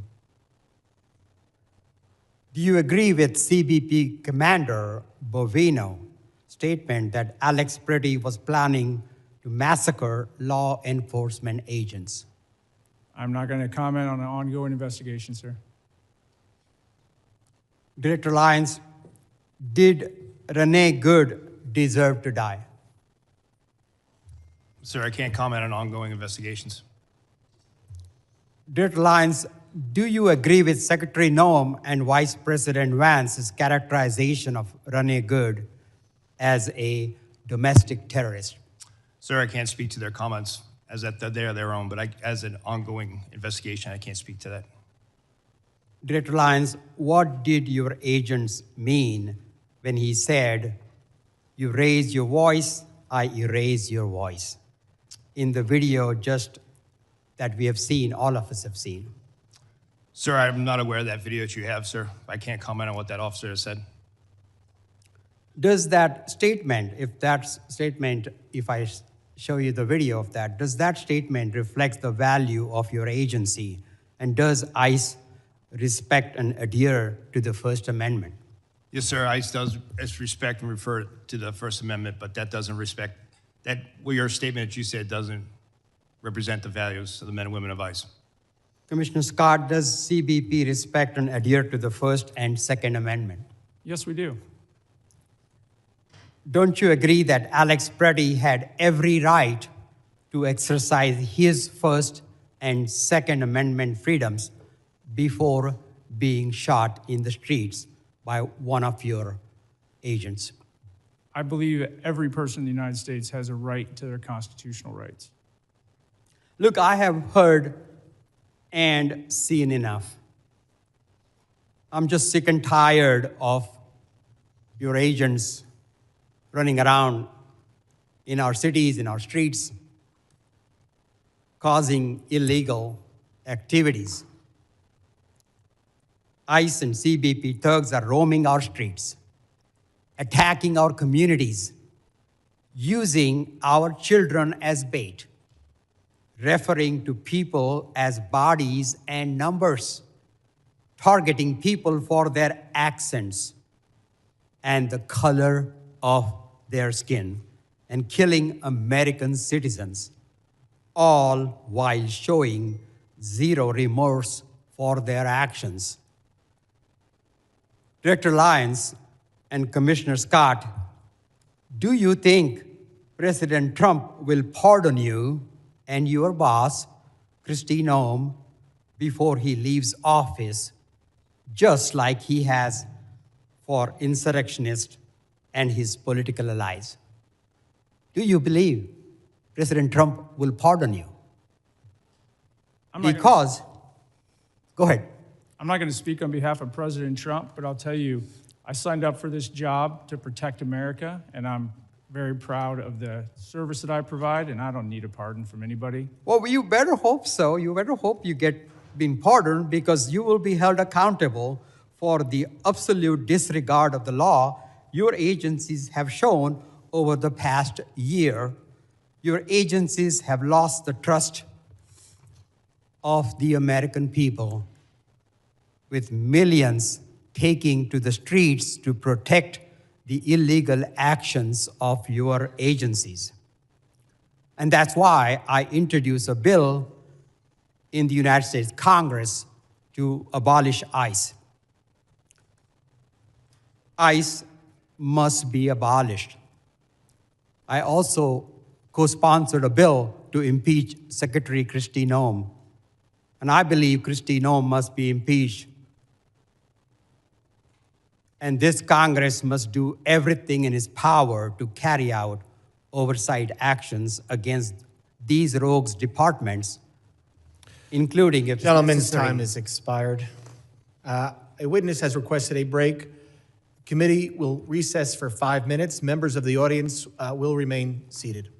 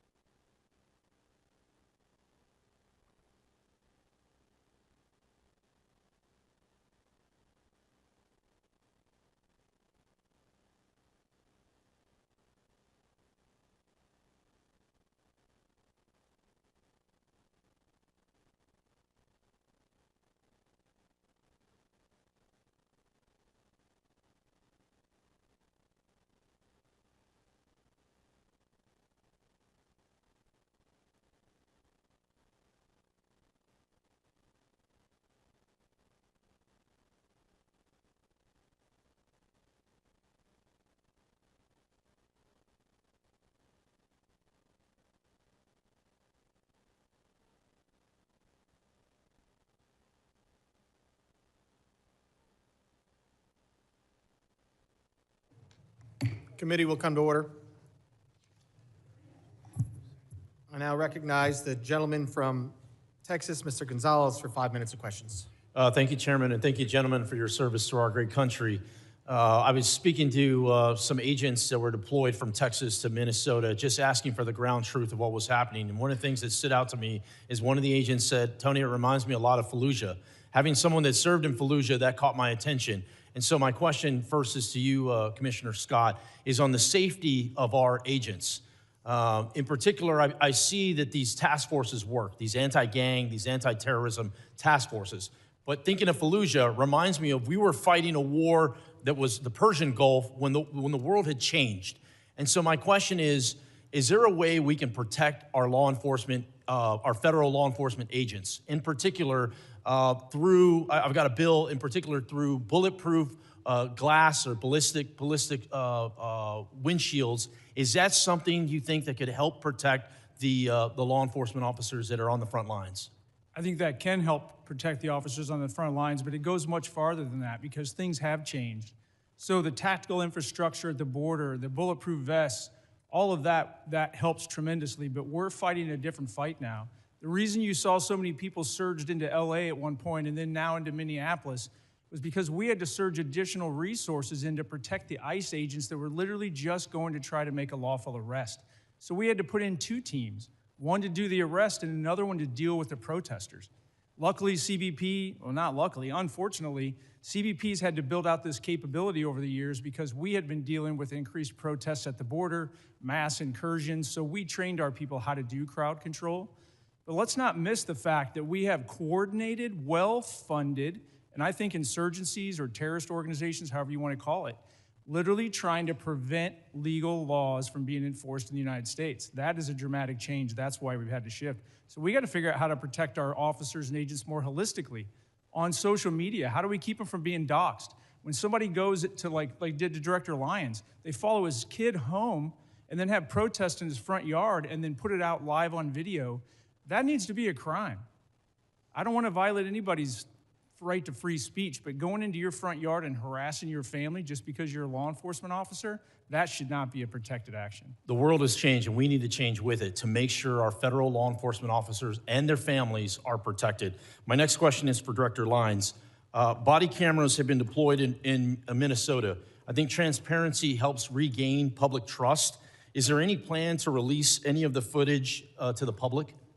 100%, sir. That's one thing that I'm committed to is the full transparency, and I fully welcome body cameras all across the spectrum in all of our law enforcement activities. It is, sir. Body cam footage will be released. I agree with you completely. Everyone assumes this body camera footage is bad footage. So, in so many cases, it's the exact opposite. And we get a show from the officer's lens what exactly they're dealing with on a daily basis, not just a 15-second clip we see on TikTok or whatever it may be. I'm very pleased to hear the releasing of more public footage. My next question is for you, Commissioner Scott. As a member of Congress, I have a very similar, all of us, the question's really for all of us. As a member of Congress, what can I do to make sure what happened in Minnesota doesn't happen in my community? Put laws in place that protect our officers and agents so they can go out and do their job confidently and know they really truly have the backing. And then, I got to plug it, actually fund the programs. So when body cameras got rolled out to CBP, the technical capability of the camera got rolled out, but the funding for the personnel to support the programs and the data, that can drain basically all your other operations. So fund the entire program so that we can be transparent and that we can make sure America knows what we're doing because that trust is critically important. Thank you for that. My next question is Director Edlow. Too many times we talk about the enforcement side, which I think is very important. We see the millions of criminal aliens that are loose in our country. We got to go out there and keep our community safe. But we need to be talking more about the legal aspect of it, the people that are doing it the right way. I was very encouraged to see 65,000 visas get released not too long ago. The question I have is, what are the details? What is the timeline behind that? What is the purpose of those? Can you specifically speak to the legal visa process? Well, if you're referring to the 65,000 that were the supplemental Yes. H-2Bs. That's exactly right. So that's there's 60,000 or 65,000, 66,000, excuse me, that go out every year. at 2 times in the year, and then Congress has, for many, many years, given the department the authority through the secretary to increase that based on the needs of the country. So those visas were released. I don't remember exactly when the time has expired. I apologize. And again, any questions? I know I'm being tight on the rules. We have to be. There's a lot of questions. We want to get through everything today. Any members will be able to submit questions in writing, and you can detail these. Thank you very much. I now recognize the gentleman from Rhode Island, Mr. Magaziner, for 5 minutes of questions. Mr. Lyons, has ICE hired anyone who is charged with a crime related to the January 6th riot here at the Capitol? Sir, I don't have that information, but I would say no. Would you, could you find out and please report back? Yes, sir, I'll get that. I'll take that as a given. Would you hire someone who attacked police officers here on January 6th, even though they were unfortunately pardoned by the president? Sir, we take assault on law enforcement very serious, and we have a good, strenuous vetting program. I'm sure. Thank you. Commissioner Scott, how many of your agents have been disciplined for excessive use of force over the past year? I cannot comment on ongoing or I'm not asking you to comment on personnel specific action. investigation. How many of your agents have been disciplined? I'm just asking for the total. I'll for get that excessive number force. to you. I don't have it in front of me. All right. I sent you a letter asking that question and haven't received a response. Will you commit to sending a response to me, please? Yes, sir. All right. I'd like you to view this video. This is video of what appears to be pepper spray thrown by a federal agent into Rafael Veraza's car. You okay, mama? You okay? Seconds later, he realized his daughter, 1-year-old Ariana, was in the back seat, also battling the chemicals. Are you familiar with this incident? Yes. Okay. Now, this is a family of United States citizens who were out to get groceries at a Sam's Club in Chicago. When they arrived, they could see that there was a chaotic operation in the parking lot. They turned their vehicle to leave, at which point your agents sprayed pepper spray out of their vehicle and into the driver's side window of the Veraza's family vehicle. Is it proper procedure to aim pepper spray into the window of a moving vehicle? I'm not familiar. I don't have all the details on this. It's an ongoing I'm not asking about investigation, but to answer your specific question, is it proper procedure? we try to avoid that. No, it's not. Try to avoid it. Because you understand it's dangerous, right? Not just for the driver, but for pedestrians, for other people who could be hit by a car if a driver is blinded, right? I 100% understand that, but you're talking about intentional versus not intentional. Well, now listen. I've been in a vehicle in one of these situations. Scott, reclaiming my time. From the video, this case. was clearly intentional, and you know as well as I do that in any other law enforcement agency, if an officer did this, they would be put on leave, investigated, and likely disciplined. Were any of your agents ever investigated or disciplined for this incident? I'll have to get back to you on this incident. I believe it's still an So you ongoing don't know. investigation, but we have at least 10 I'd like to show open you cases. another video. This one is from Minneapolis.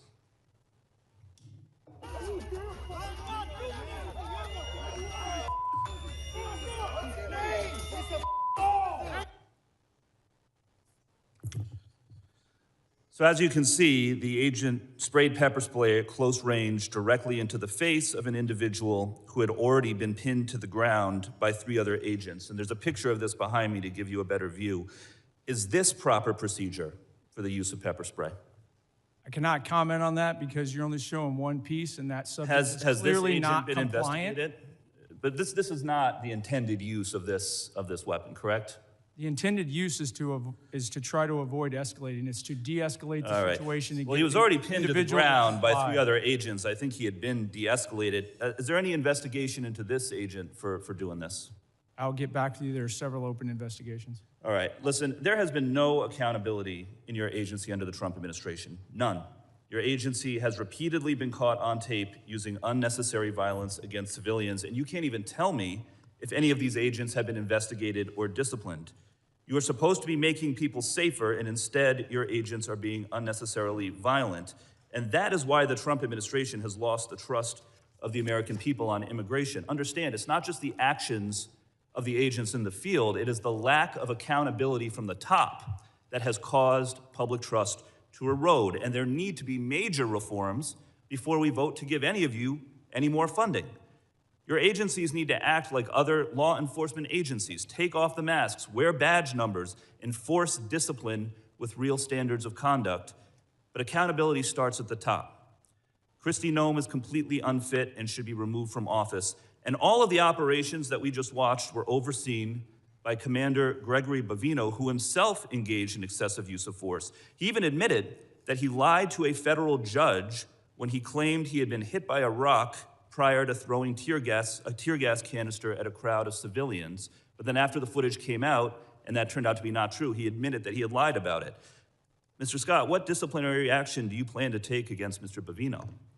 I cannot comment on personnel actions on any. Is there an investigation underway or being considered into Mr. Bavino? Every allegation and every use of force is fully investigated. Well, within please DHS. investigate him. It goes through a review You need board. to start enforcing discipline. Gentleman's in your time agency. has expired. I now recognize the gentleman from Alabama, Mr. Strong, for 5 minutes of questions. Thank you, Chairman Garbarino, Ranking Member Thompson, and thank you to all our witnesses for being here today.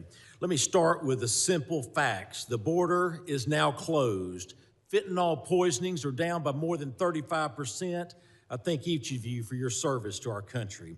I remember in April of 23 when then Secretary Mayorkas testified before this very committee that the U.S. border was, and I quote, secure, close quote, and not open. At the same time, under his leadership, illegal alien population surged to over 11 million. They were coming from more than 160 different countries as migrants were released into our country by the millions. That's what the Biden administration, in concert with Secretary Alejandro Mayorkas, did to America. They sold America out. The consequences of their failures were predictable. When the United States failed to enforce its border, the winners are not legal immigrants or American communities. It's the cartels, drug smugglers, human traffickers, and violent criminals. We didn't need new laws to stop this crisis. We needed a president willing to enforce the laws already on the books. President Trump did exactly that.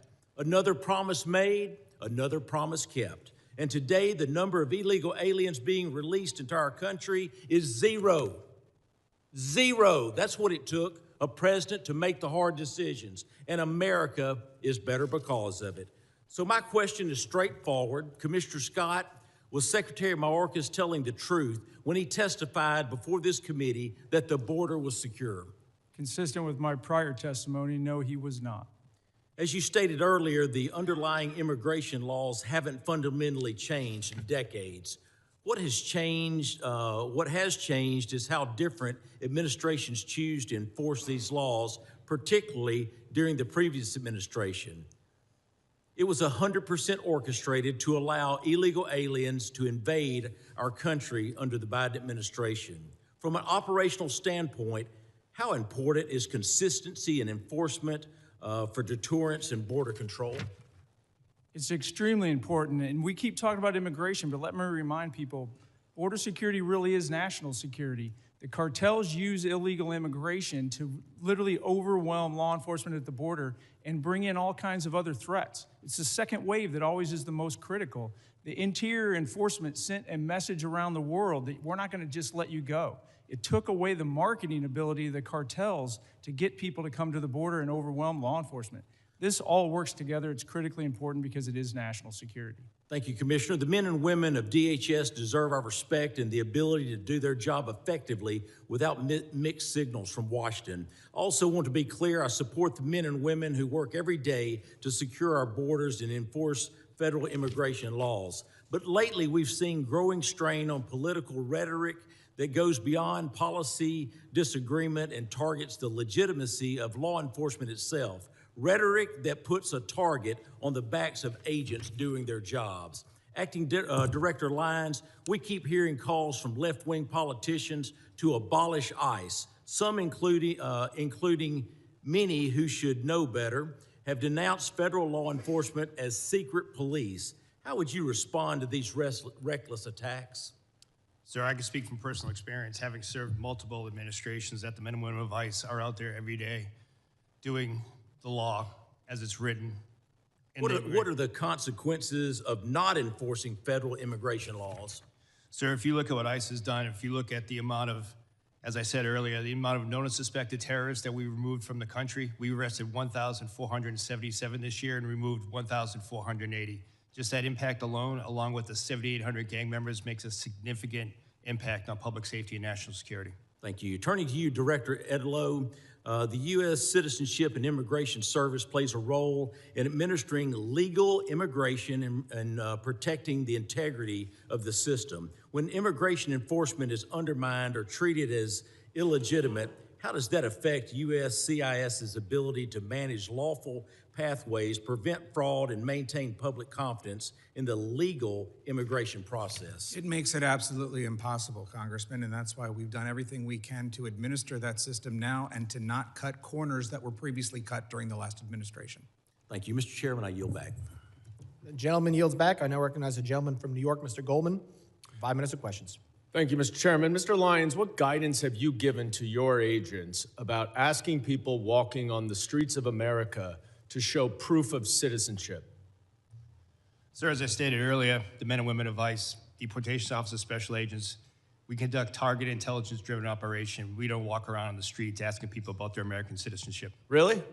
So all of those individual American citizens who have been randomly asked are lying. Is that what you're saying? Sir, if the men and women of ICE are conducting an investigation, whether it be for Title 8 immigration enforcement or Title 18 criminal enforcement, they'll ask someone their nationality. Right, but that's not targeted because they're asking all sorts of American citizens, including off-duty law enforcement. Now, have you directed at any point your agents under the Supreme Court's racial profiling ruling to only stop non-white people and those who look like immigrants to ask for their citizenship papers? No, sir, I haven't.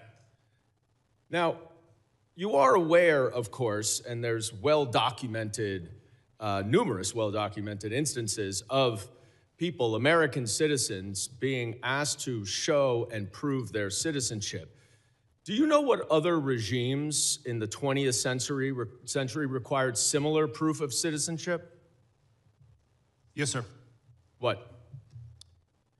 Sir, there was various nefarious regimes that did that. Is Nazi Germany one? Yes, but Is the Soviet Union one? I honestly, Sir, I'm asking the questions. Is the Soviet Union one? Yes, sir, but I totally, this is the wrong type of questioning. I'll tell you what the wrong type but of actually, thing sir, is. Sir, is it's my Holocaust time. Museum Reclaiming my time, sir. If you want to go see Reclaiming my Nazism, time, that's what Mr. it is. Chairman. It's not the men and women of ICE that are out there doing it every day. So to say that the men and women of ICE are Mr. Chairman, I'm reclaiming my time. I would like my wrong. time back, please. Please give me another 15 seconds because he was unnecessarily speaking. You said in your opening statement that references to ICE as the Gestapo or the secret police encourages threats against ICE agents. 100%. The problem is you have it backwards, sir. People are simply making valid observations about your tactics, which are un-American and outright fascist. So I have a simple suggestion. If you don't want to be called a fascist regime or secret police, then stop acting like one. But people are simply just observing what they are seeing. And that's why people are making those comments. Now, I was a prosecutor for 10 years, prosecuted mob bosses, organized crime, violent criminals, the actual worst of the worst. Not a single criminal law enforcement agent that I worked with wore a mask to conceal their identity. But your department, which is a civil law enforcement agency, is defending the use of masks by your agents because of a so-called rise in threats and assaults against your officer.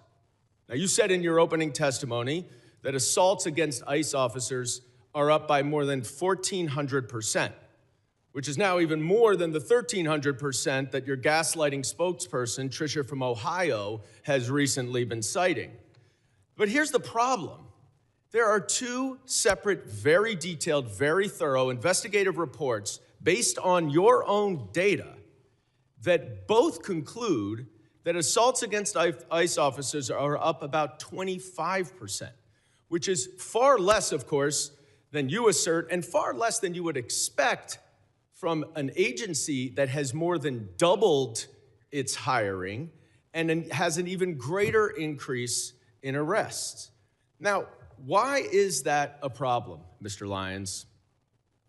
It's a problem because the explanation that your agents are wearing masks because of fear of assaults or doxing is outright bogus.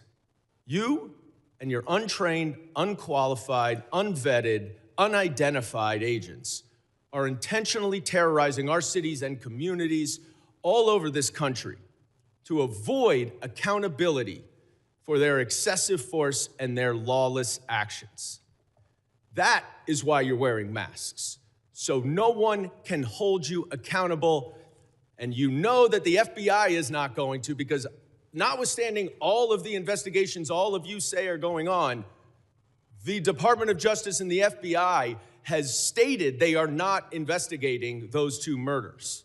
This is not the America that I know and love. This is not the America my immigrants came to. And it's long past time that you rein in your out-of-control agency and start following the law and the Constitution, and I yield back. Gentleman's time has expired. I now recognize the gentleman from Arizona, Mr. Crane, for 5 minutes of questions. Thank you, Mr. Chairman. It's interesting being in this hearing today, where my Democrat colleagues continue to demonize ICE and Homeland Security. I think history and context are very important here. It's not lost on most of the American public that my Democrat colleagues actually caused this entire crisis with their open border policies that they all voted for, letting in close to 15 million illegal aliens. I also want to go through real quick some numbers of ICE deportations with other presidents who I believe both you, Mr. Scott, and you, Mr. Lyons, have worked for. Under President Clinton, 12 million illegal aliens were deported and removed from this country, some voluntary, some departures. Key, no riots. Under President Bush, 2 million, no riots. Obama, who was often referred to as the deporter-in-chief, 5 million, including returns, no riots. President Trump in his first term, 2 million deported, no riots. President Biden, 4 million, including expulsions, varying by estimates, no riots. President Trump again this year, 625,000 with 2 million voluntary leaving through CBP Home app. Mr. Scott, can you explain why these other presidents that you work for, both Democrat and Republican, have deported far more people than this president and we've seen no riots? I would say it has a lot to do about rhetoric and misleading the American public about what's really going on and how important border security really is to this nation. Let's talk also about my Democrat colleagues and something they also supported, and that's these sanctuary cities. I think that's very important, and I don't think a lot of Americans really understand these sanctuary cities. Mr. Scott, Mr. Lyons, is it true that you would rather send your officers into a jail to get some of these illegal alien criminals? Is it safer for your agents and also the illegal alien criminal if your officers are able to go into a jail instead of having to go out and find them on the street? Mr. Lyons, I'll start with you. Yes, sir, it would be. You wouldn't see the amount of law enforcement officers involved in immigration operations. Right. How about you, Mr. Scott? I 100% agree with the director, and just as importantly, it would allow me to put more agents back on the border to prevent people from getting in here in the first place. Let's also talk about these riots. Mr. Scott, Mr. Lyons, do you guys remember any riots, when for some of these victims that were assaulted and victimized by illegal alien criminals like Nate Baker, Laken Riley, Fletcher Harris, Skylar Provenza, Ivory Smith? I've got a whole list of them. Do you remember any riots from our Democrats or their constituents when any of these American citizens were victimized by illegal alien criminals? No, sir. No, sir. Why do you think that is? Because that's the question that I get asked all the time. Congressman, why do the Democrats care more about illegal alien criminals than they care about these American citizens, many of them who are young, have their entire lives ahead of them, didn't show up to a protest, right, to obstruct federal law enforcement. They're just going about their daily lives and they get victimized by people who aren't supposed to be here. Why do you think they don't care about American citizens?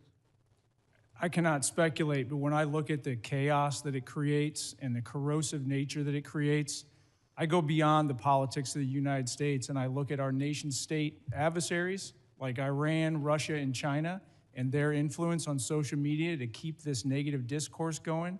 And I think this is a much bigger issue than we're actually admitting that it is in here. I want to tie this together to something that's very pertinent that's going to happen this week here in Congress, where the American people are going to see the bookend of what's going on. We are going to attempt to pass the Save America Act, okay? Which requires documentary proof of U.S. citizenship to register to vote. It imposes photo ID requirements to vote, and it penalizes officials who do not enforce these requirements. And you won't see most of these folks over here on the other side that are demonizing you guys right now. You will not see them support it. So they let millions and millions of illegal aliens into the country. They set up these sanctuary cities so you can't go enforce these federal laws that are on the books that Congress has passed. And now they won't vote to stop these illegals from voting in our elections. If the American people don't understand what this whole thing is about, it's about one word, and it always has been, and that is power. They want power, and they need these illegals to vote in our elections. That's why they don't care about the fraud either, because they need those votes as well. Thank you. I yield back. Gentleman yields back. I now recognize the gentlelady from Illinois, Ms. Ramirez, for 5 minutes of questions. Thank you, Chairman. My mother, a Guatemalan immigrant and an American, taught me that I have the responsibility to look evil in the eye and to fight it back.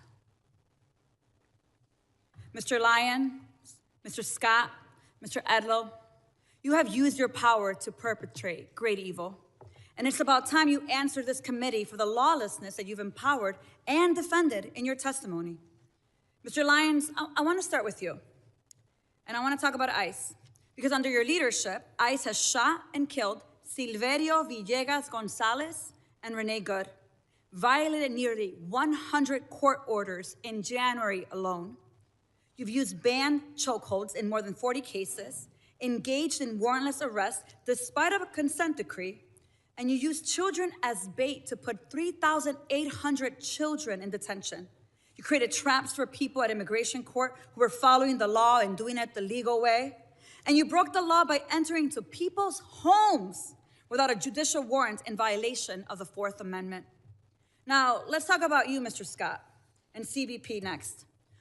Under your leadership, CBP has attempted to execute Marimar Martinez, shooting her 5 times and not releasing the footage that you should release so that we can see the evidence, murdered Alex Preddy, used chemical agents dozens of times in Chicago after a judge ordered you to stop, conducted warrantless surveillance and racial profiling, and acted with total disrespect and disregard for the law while engaging in roving patrols, plate switching, dangerous traffic maneuvers, and observer intimidation.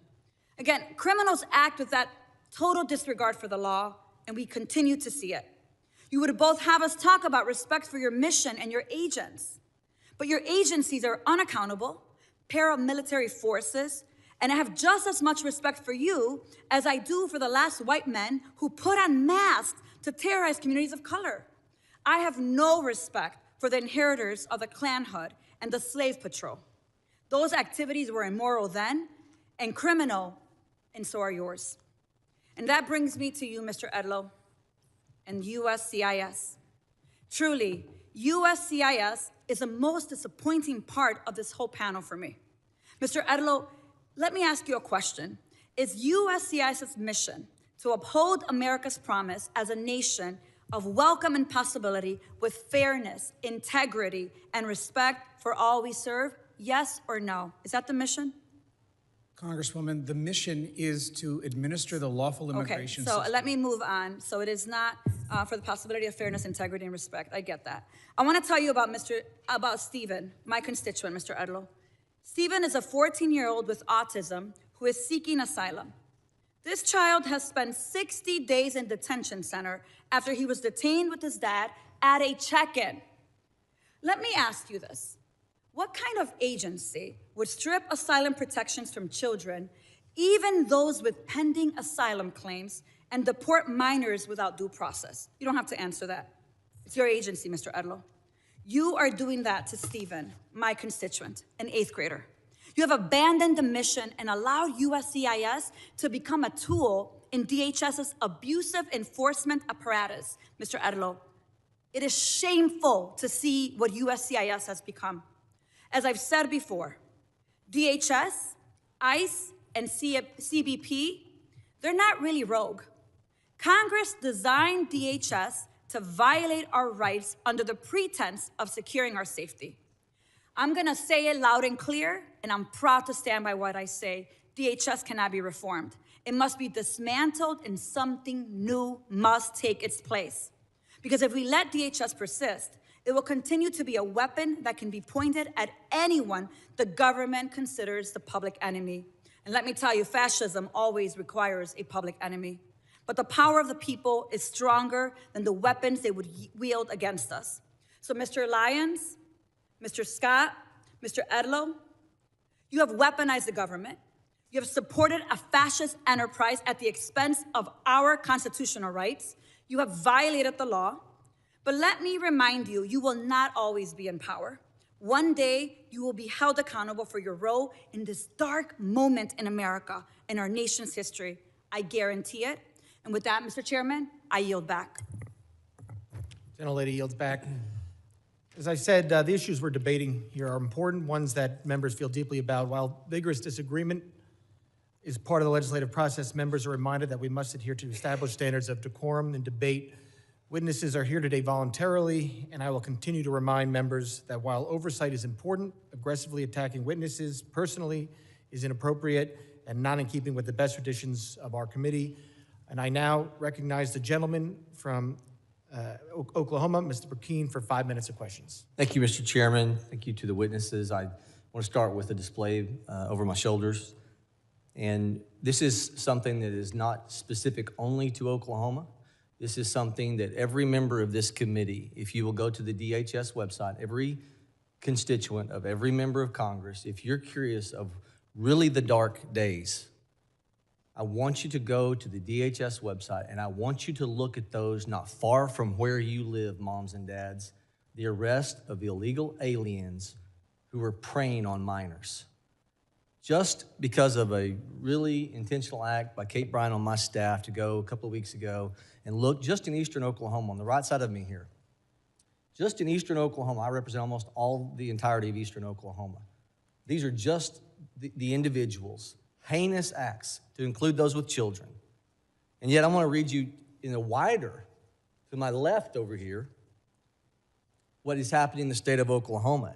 This person was picked up. Angel Nick, sexual exploitation of a minor. Renton Andrew, molestation of a minor. Chan Truding, child fondling. Feliciano Garcia, enticement of a minor. Caetano Lopez, statutory rape. Erasmo Avila, rape and lewd acts with a minor. So for everyone who is in short-term memory, it's the way things operate in the court of public opinion, everyone is looking and you're forgetting the conversations you were having 2 and 3 years ago. If you had teenage kiddos wanting to go outside of your home and you knew that they were going to go to Dallas, Texas, or some city, and you knew that you had to have a conversation with them with what was happening, the 15 million you knew were in the country illegally, that you had no idea what they would be doing, who would they be preying upon. And moms and dads, don't you feel just a little bit safer if we're going to be gut level honest? That's the realization of what the generational opportunity this administration has afforded this country. It's the ability to feel safe over the madness of opening the border for that 4-year period that allowed 15 million people. You don't know where they came from. You don't know their background. You don't know their history. And this that is occurring right now is designed to make sure we have law and order in this country. If you do not have law and order, you don't have prosperity. So to all those who are second-guessing the reactionary moments, to the law enforcement who have to respond in real time, The quarterback who's questioned Monday morning because he's facing a 300-pound defensive lineman. It's easy to do that. But law enforcement walks out of their home every day and is faced with life or death questions. And we have to understand they are the ones who are affording us the opportunity for our children to feel safe against these that are in your backyard. It's not just in the north. It's not just in Minneapolis. It's not just in Minnesota.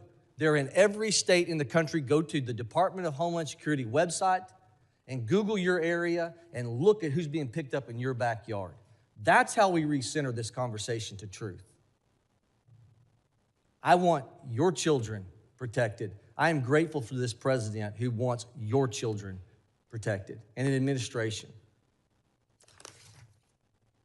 The same playbook is happening now to create chaos and take your eye off the real goal, which is to secure our communities, to get back to a place of safety. Mr. Lyons, can you describe, because of not allowing these people to stay in jails, these sanctuary cities are letting them go, thousands released from jail because they will not cooperate with ICE.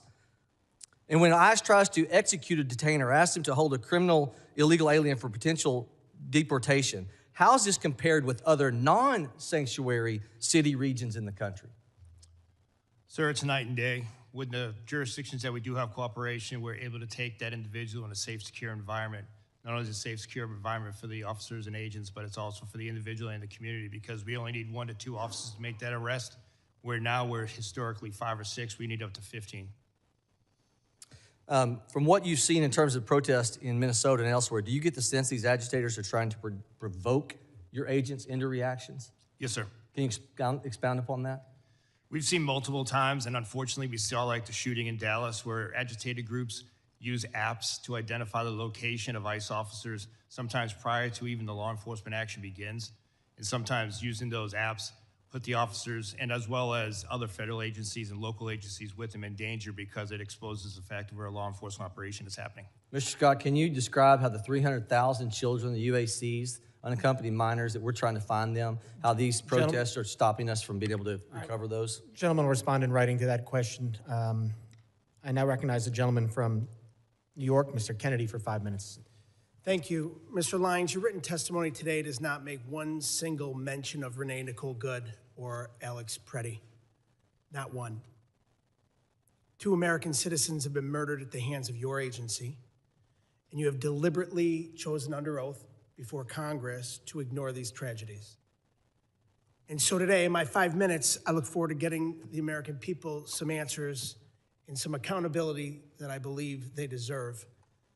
Mr. Lyons, I have some simple yes or no questions. Do you believe the U.S. Constitution provides due process for everyone in this country?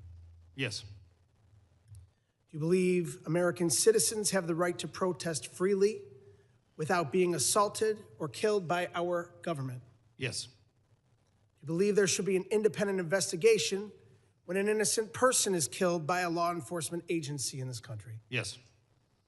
Do you believe your agency has a legal obligation to follow court orders? Yes. Well, Mr. Lyons, you have a very strange way of showing it, with a federal judge finding that your agency is in violation of 96 orders in 1 month alone, and that's just Minneapolis, Minnesota. This administration and the agencies represented before us have shown a complete and utter disregard for the law and the Constitution. Renee Nicole Good and Alex Preddy, both American citizens, both dead at the hands of federal agents. Alex Preddy was a VA ICU nurse who dedicated his life to healing people, healing veterans. I worked as an occupational therapist for over a decade. In that video that we've all seen, it was Alex Preddy who was doing what healthcare workers do, what nurses do. They help people who are hurting, help people who are in trouble. In this case, helping a fellow peaceful protester who was shoved to the ground right before your agents shot him 10 times. And we're now learning that FBI Director Kash Patel stopped the U.S. Attorney's Office in Minnesota from investigating the death of Ms. Good because of fear that an investigation would contradict President Trump's falsehoods that she violently, willfully, and viciously ran down an agent. 6 federal prosecutors resigned rather than participate in a cover-up. Kristi Noem, Stephen Miller, and you, Mr. Lyons, have appointed yourselves judge, jury, and executioner, allowing American citizens to be gunned down in our streets with impunity. We all know the president is a liar. He's sold snake oil his entire life, but he can't tell us and the American people that we did not see with our own eyes what we saw in that video. 2 Americans shot dead in cold blood. The American people aren't stupid like he thinks we are. The fact that our government murders American citizens, lies about it, and then refuses to investigate or seek justice is beyond abhorrent. It's un-American. Mr. Lyons, in America, we shouldn't have secret police. We shouldn't have masked government agents executing citizens in the streets. The Constitution does not give your agency the right to hide their faces while they kill Americans. Will you commit, yes or no, to immediately unmasking every agent conducting immigration enforcement and requiring them to wear standard uniforms with identifiable badges? No. Well, it's a sad response. Your answer is completely unacceptable. People who are proud of what they do aren't hiding their identity. We're a nation of laws, and you, your boss, Secretary Noem, and Donald Trump are not above the law. The American people are angry, and they're demanding accountability and justice from those giving the orders. Mr. Lyons, yes or no, do you believe that Secretary Noem should resign? I'm not going to comment on that, sir. So you're going to look the families of Renee Nicole Good and Alex Preddy in the eye and tell them Secretary Noem should keep her job after their loved ones were killed? Sir, the loss of any life is unacceptable. And my heart, prayers, and thoughts go out to anyone who tragically losing his life, especially a child, since I've suffered personal loss in my life. But I'm not going to comment on an ongoing investigation. Well, Mr. Lyons, the American people are watching. Your unwillingness to demand accountability from your own leadership speaks volumes. 2 American citizens Gentleman's are dead. time is expired. The American people deserve Gentleman's accountability. time is expired. Members are reminded that we must adhere to established standards of decorum. In debate, it is a clear violation of the rules of the House to make statements that might be personally offensive to the President or the Vice President of the United States. I now recognize the gentlelady from South Carolina, Ms. Biggs, for 5 minutes of questions. Thank you, Chairman Garbarino, and thank you to our witnesses. A big thank you for what you do each and every day to secure our border and to carry out the will of the American people. You know, this Trump administration and the CBP and ICE, they've done a stellar job of securing our border. And we can just look at the numbers. They tell the facts. Crossings are down from a high of over 300,000 a month under President Biden to around 10,000 a month under President Trump. However, the lax border policies of the Democrats have flooded our country with tens of millions of illegal immigrants. This invasion was facilitated by sanctuary cities. Most cities will hand over criminal aliens with a deportation order to ICE, but sanctuary cities refuse to do so, often releasing them back into the public around our communities, our children, and making it unsafe. Cities like Minneapolis pick and choose which laws they want to enforce, and by doing that, they place our federal law enforcement in danger, forcing ICE agents to make arrests out in public, something that could be avoided if sanctuary cities simply cooperated with the federal law. At the same time, radical leftists have stirred hysteria over routine immigration enforcement, calling immigration officers the secret police and even the Gestapo.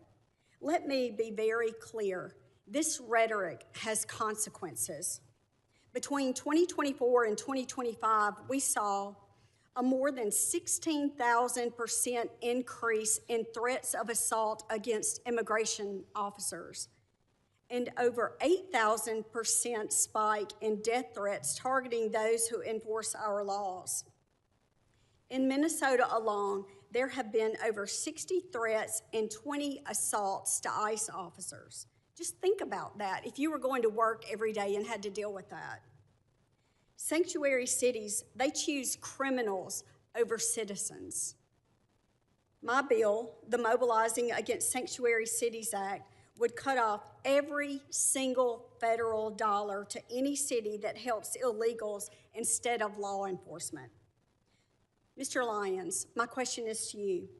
Why should taxpayers fund far-left politicians who put your agents at risk?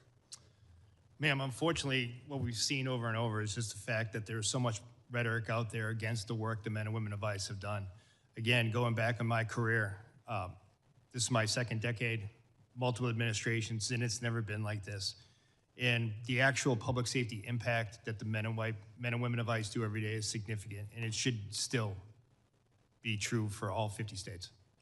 Thank you. So I want to take it a little closer to home. What's happening in my district, the 3rd District of South Carolina, it should alarm every single individual. These are real crimes committed by individuals illegally in our country, right here in our communities, confirmed by the Department of Homeland Security. We heard a little bit from my colleagues earlier. So let me just give you a few of the worst. Vehicular homicide, child cruelty and indecent exposure, armed robbery, assaulting a police officer with a weapon, and making terrorist threats. And I could go on and on. We're also seeing convictions for drug trafficking, burglary, forgery, repeated illegal re-entry, and more and more. And this is what I consider chaos. And it's the direct result of open border policies that put American lives at risk. But amid all of this, we're seeing true heroes step up. Our federal immigration officers are on the front lines of securing safety and prosperity for us and for our children. They've been given a difficult task, but they are up to the job and certainly meeting the demands. We stand behind our immigration officers and their historic mission to restore the rule of law to the United States. And right here at home, our local law enforcement is rising to meet the challenge, and I'm very grateful to them. So just look at Anderson County Sheriff's Department, which you'll see in the photo behind me, which recently seized 180 pounds of cocaine. That's 180 pounds of deadly drugs that will never reach our streets, thanks to the courage and commitment. So I just want to say thank you, and I'm grateful for the job that you do. Gentlelady yields back. I now recognize the gentlelady from New Jersey, Ms. McIver, for 5 minutes of questions. Thank you, Mr. Chairman and Ranking Member. Mr. Lyons, as the senior official lead in ICE enforcement, much of today's scrutiny falls on you, and it should. We have seen repeatedly that Republicans, Trump administration, its DHS, and your agency will do absolutely anything to avoid answering for your actions. When I showed up to inspect Delaney Hall, a private prison that you contract with, ICE tried not to give us an oversight tour. Then, instead of taking accountability for ICE's attempts to keep us from seeing this facility's conditions to know if people's basic rights were being upheld, this administration is doing all they can to try to put me in prison for 17 years. When ICE shot and killed Renee Good, Kristi Noem called her a domestic terrorist. When Alex Preddy, you all tried to tell us he was threatening officers with a gun, but all we saw was a phone. This administration's clear lies fell apart, not because someone had a come to Jesus moment, but because we saw these murders from every angle. You are only here because public outrage has become so unavoidable. You are here, Mr. Lyons, because white people are getting shot in the face and chest when the cameras are rolling. Because now my Republican colleagues care about optics. But when Keith Porter Jr., a Black American citizen, a son, a father, and a man loved by many was killed by an off-duty ICE agent on New Year's Eve, there were no hearings. So this is for him today. In my district, Jean Wilson Brutus, a Haitian immigrant, a beloved family man, died within 24 hours of being in ICE custody. He is just one of more than 30 people who have died in ICE custody last year. This is for all of them. Every human being your rogue, out-of-control agency has hurt, hunted down, imprisoned, killed, and continue to hold hostage even after they have agreed to be deported. We know this administration doesn't care about protecting people or sparing lives. We all see so plainly what you are doing, what you have been doing to Black and brown folks, immigrants, people silenced in the shadows, now in broad daylight to people peacefully rejecting your cruel agenda in the streets, which is their right to do. This is the despicable but predictable result of an agency that laughs at oversight, receives billions to deploy lethal force on our neighborhoods, and seems to believe that they are above the law and should be without accountability. This administration believes it can act first, explain later, or hell, never explain at all, as we see here today. You all seem to think you are the highest power who decides which people deserve dignity, protection, due process, but you are wrong. We are here for answers. We are here for accountability, and we are here because people are dying. Let me repeat that. People are dying, and you don't seem to care. So, Mr. Lyons, I've heard my colleagues ask many questions over and over again, and you cannot answer them. So let me ask you some questions that you may be able to answer. Mr. Lyons, do you consider yourself a religious man? Yes, ma'am. Oh, yes. Okay, well, how do you think Judgment Day will work for you with so much blood on your hands? I'm not going to entertain that question. Oh, ma'am. okay, of course not. Do you think you're going to hell, Mr. Lyons? I'm not going to entertain. Of course not. How many government The gentlelady will agencies- suspend. The how many- gentlelady will suspend. Chairman? A gentlelady will suspend. As I said, the issues we're debating here are important to ones that members feel deeply about. Thank you, While Chairman. vigorous disagreement is part of the legislative process, members are reminded that we must adhere to established standards of decorum and debate. The witnesses are here voluntarily, and I will continue to remind members that while oversight is important, aggressively attacking those witnesses personally is inappropriate and not in keeping with the traditions of our committee. Mr. Chairman, I'm just asking a question. You guys are always talking about religion here in the Bible. I mean, it's okay for me to ask a question, right? But let me continue on. I got your note. All right, the gentlelady may resume. Thank you so much. Let me get back to my question, Mr. Chairman. Thank you. I appreciate you. How many government agencies, Mr. Lyons, are you aware of that routinely kill American citizens and still get funding? Ma'am, I'm not going to entertain that. I'd Of much rather course talk you're about not. the criminal aliens in your Exactly. district than Exactly. talk Once about again, that. questions that you cannot answer. And that is exactly why, Mr. Chairman, and to this committee, to my colleagues, and to my colleagues across the aisle, this is exactly why we should not be funding this agency. The people are watching you. They are watching you. And this is why we need to abolish ICE. With that, I yield back. Thank you kindly. Gentlelady yields back. I now recognize the gentleman from Colorado, Mr. Evans, for 5 minutes of questions. Thank you, Mr. Chairman, Ranking Member, for this important hearing. This past year has been historic for national security thanks to the joint work between the agencies present today and our Republican colleagues. The big, beautiful bill unlocked billions of dollars to finally secure the border and deliver much-needed support for law enforcement officials who keep us safe every day, slashing things like the scourge of overdose deaths that claimed approximately 400,000 lives under the previous administration, and this is despite increasing violence against federal officers, which has been inspired by fear-mongering from the Democrats. As a soldier for 12 years, as a cop for 10 years, and as the only Latino in Colorado's delegation, it's been my long-standing position that with a secure border, we must use all available resources to target the worst of the worst, violent offenders like murderers and rapists, and so-called nonviolent like drug dealers and thieves and child porn producers. Get the gangsters, not the grandmas. Director Lyons, is ICE's priority the apprehension and removal of criminal non-citizens rather than the broader population of illegally present individuals? Yes, sir. ICE's continued focus is on the criminal aliens that are in our neighborhoods.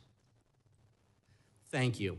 Unfortunately, Democrats in my state in Colorado champion soft on crime sanctuary policies at the state level and in cities like Denver, which borders my district. These policies not only impede federal investigations that target cartels, gangbangers, entities like Tren de Aragua, MS-13, the Sinaloa cartel, but they also endanger our communities by releasing dangerous criminals back into the streets who continue to traffic drugs, steal cars, intimidate families, and recruit children. In fact, fentanyl overdose rates in Denver are going up in 2025. It's common sense that when local or state police arrest an individual for a crime, those officers should be able to obtain basic information about the arrestee, and those state and local officers should then be allowed to share information with federal law enforcement to communicate threats, honor detainer requests, and work together to ensure national security and public safety. So, Director Lyons, can you please explain how ICE works around sanctuary policies to go after the worst of the worst? And do these sanctuary policies that release criminals back into the community increase or decrease ICE's presence in the community and the temperature of the interactions that ICE has with the community? Sir, when we deal with sanctuary jurisdictions, we do have to have more law enforcement officers in the street. Like I said earlier in my testimony, we'd much rather have the chance to take a aggravated felon, repeat DUI offender into custody at a prison, local jail, or some type of lockup environment where it's safer for my officers and for not only the individual, but that community as well. And then given the opportunity to take that person into custody before that person can reoffend. Unfortunately, as a field office director, when I ran the Boston field office, we saw too many times that we placed a detainer on a sexual assault individual who just went out later after the detainer was dropped to rape again. And that is why we need cooperation at all levels, especially the local and state.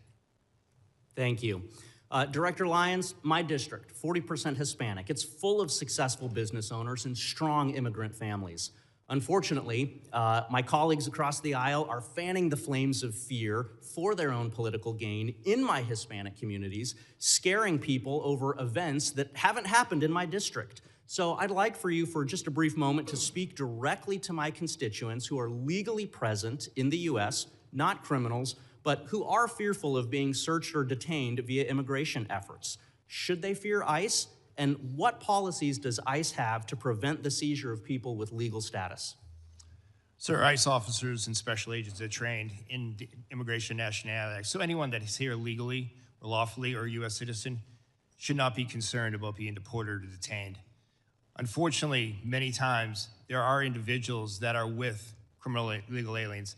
And sir, as you being a former law enforcement officer, you know, you arrive on a scene, you ID everyone in that case.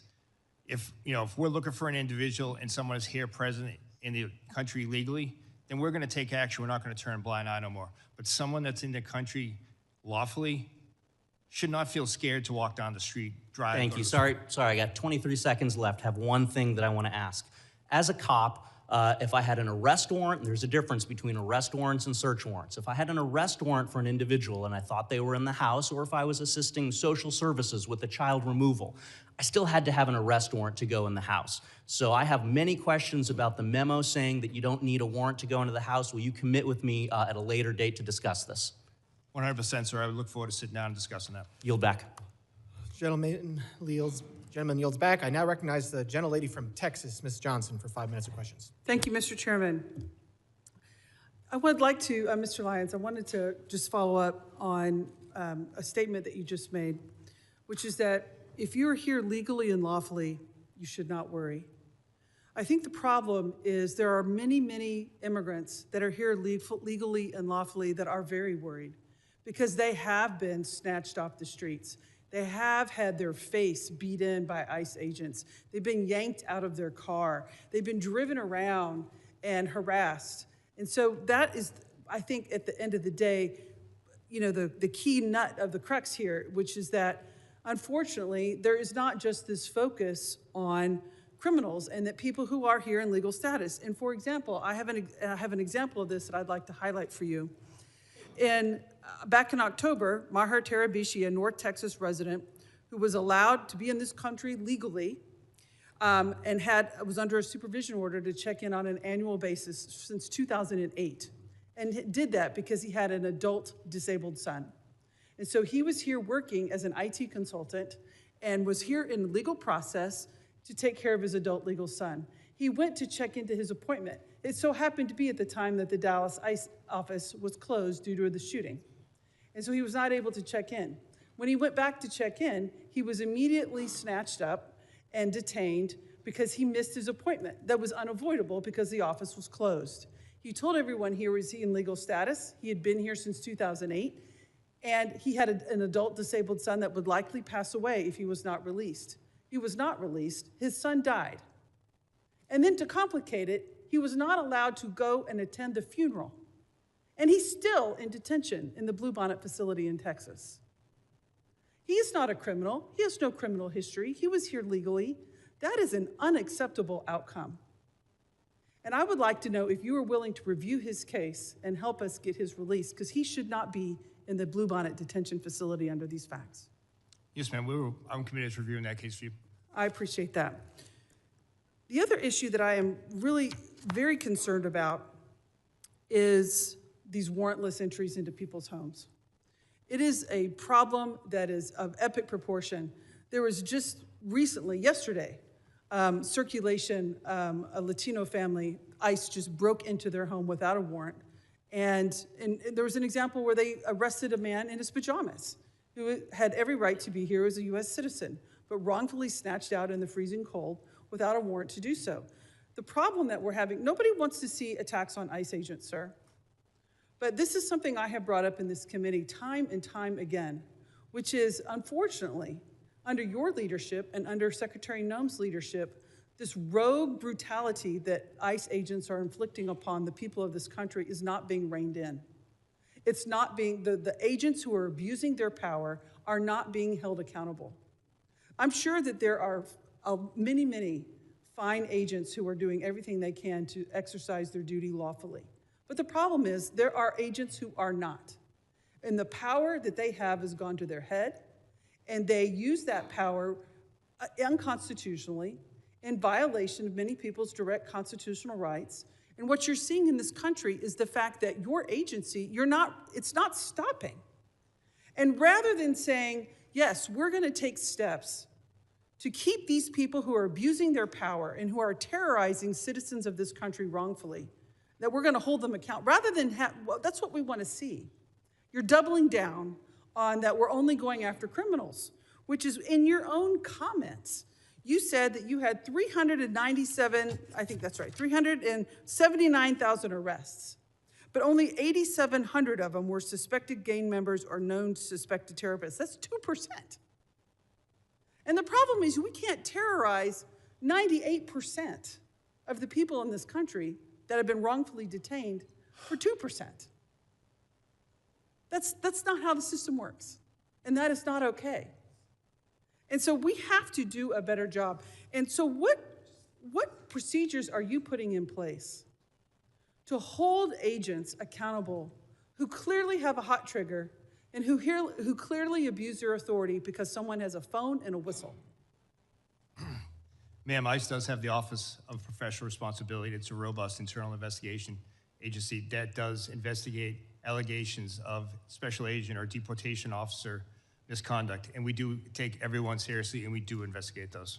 Well, those are not being publicly reported. And so that's where there's a huge breach of the public trust, because there does not appear to be any accountability, sir. Thank you, and I'll yield back. Gentlelady yields back. I now recognize the gentleman from Pennsylvania, Mr. McKenzie, for 5 minutes of questions. Thank you, Mr. Chairman, and I appreciate all of our testifiers being here today. Before I begin, I would like to thank all of our members of law enforcement across the country who work every day to keep our communities safe, and also to their families that sacrifice. We know that it's a challenging job, and the environment is made particularly challenging by those who want to oppose our law enforcement from carrying out their lawful duties to keep everybody in our country and our communities safe. As was discussed earlier, there are a couple areas, though, where I think it's appropriate to discuss potential reforms and the way that we can improve our government operations. DHS guidance indicates that ICE does not arrest or detain U.S. citizens. On the other hand, social media is full of reports and accusations that this is occurring. As you know, any accusation that an American citizen's rights are violated is very serious. Can you clarify, Mr. Lyons, whether this is something that it occurs, and what are the circumstances where a U.S. citizen might be detained, and what steps does ICE take to prevent mistakes? Yes, sir. I appreciate the question. Well, unfortunately, there's a misnomer that ICE is just a civil enforcement agency, and that's completely wrong. ICE enforces over 400 criminal statutes as well. Special agents, especially with the Homeland Security investigations, they're consistently out there doing human trafficking cases, drug cases, terrorism cases, and we do encounter U.S. citizens, and those who do commit federal crimes are arrested. But under Title VIII, no U.S. citizen is subject to civil immigration enforcement, and that just doesn't happen. There are multiple safeguards in that way, and if a U.S. citizen is detained in the course of an immigration investigation, they're quickly released. We don't take action on American citizens. If it does occur where a U.S. citizen is detained during the course of another investigation, how is that documented and conveyed to the public about the fact that this did occur and what the circumstances around that were? So, sir, if you say it's a separate investigation, if it comes to a criminal case, obviously a lot of those are under seal or ongoing investigations. We won't expose that.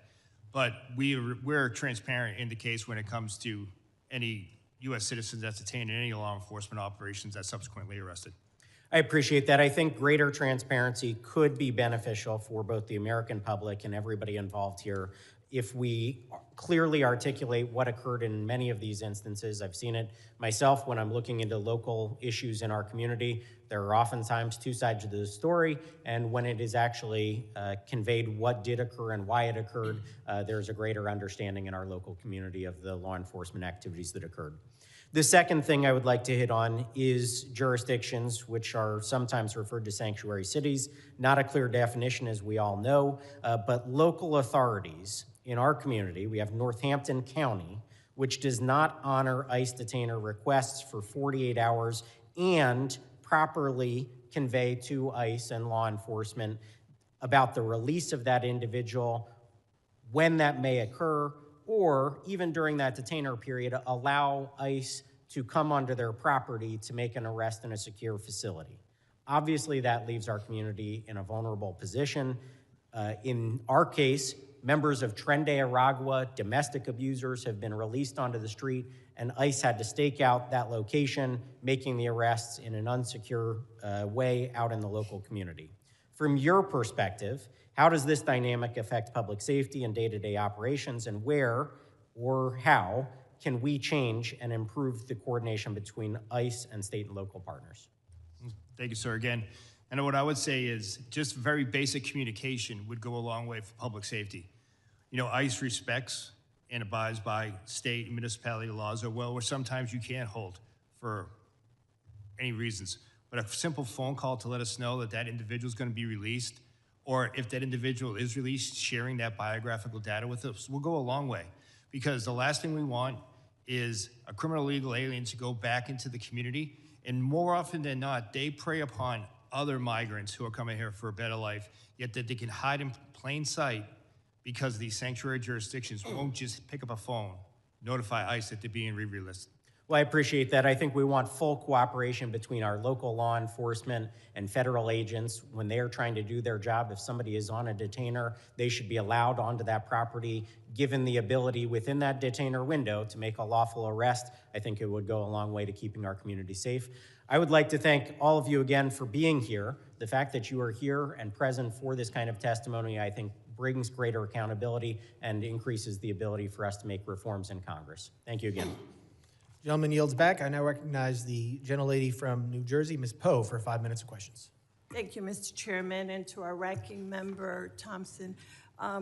Gentlemen, thank you so very much for being here. Let me just be clear. Secretary Noem must step down or be impeached by the House, period.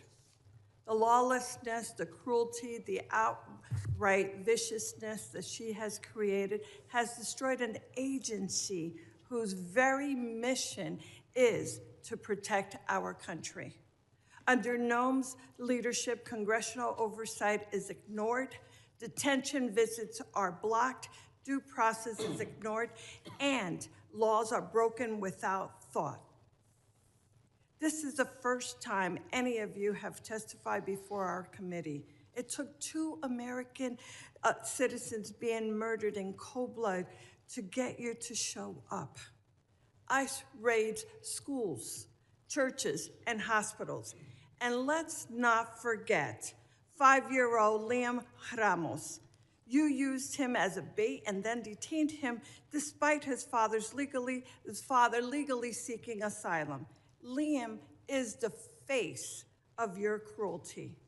My district is one of the most ethnically diverse in America. Our diversity is our strength, but somehow you all seem to believe it's a weakness.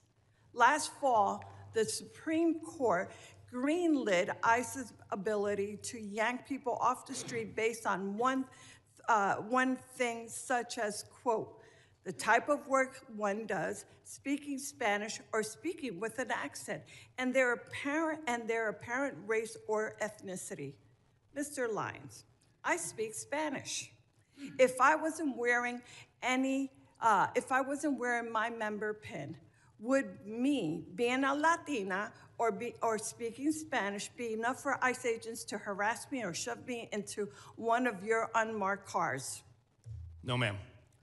I speak for all of us when I say that I think we know the real answer to this. These are the realities traumatizing my constituents. We know that ICE is transferring New Jersey detainees to other states like Texas, ripping them from their families and leaving them unable to challenge their detention. Mr. ICE, yes or no? I'm sorry, Mr. Lyons. Yes or no?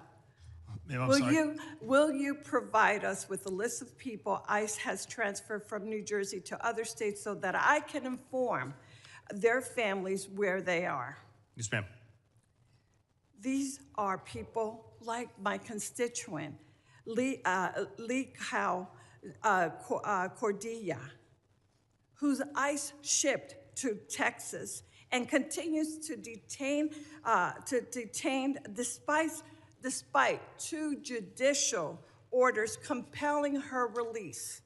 Over the weekend, Lee Cow was hospitalized for 72 hours while her family had no idea where she was at, nor the status of her condition.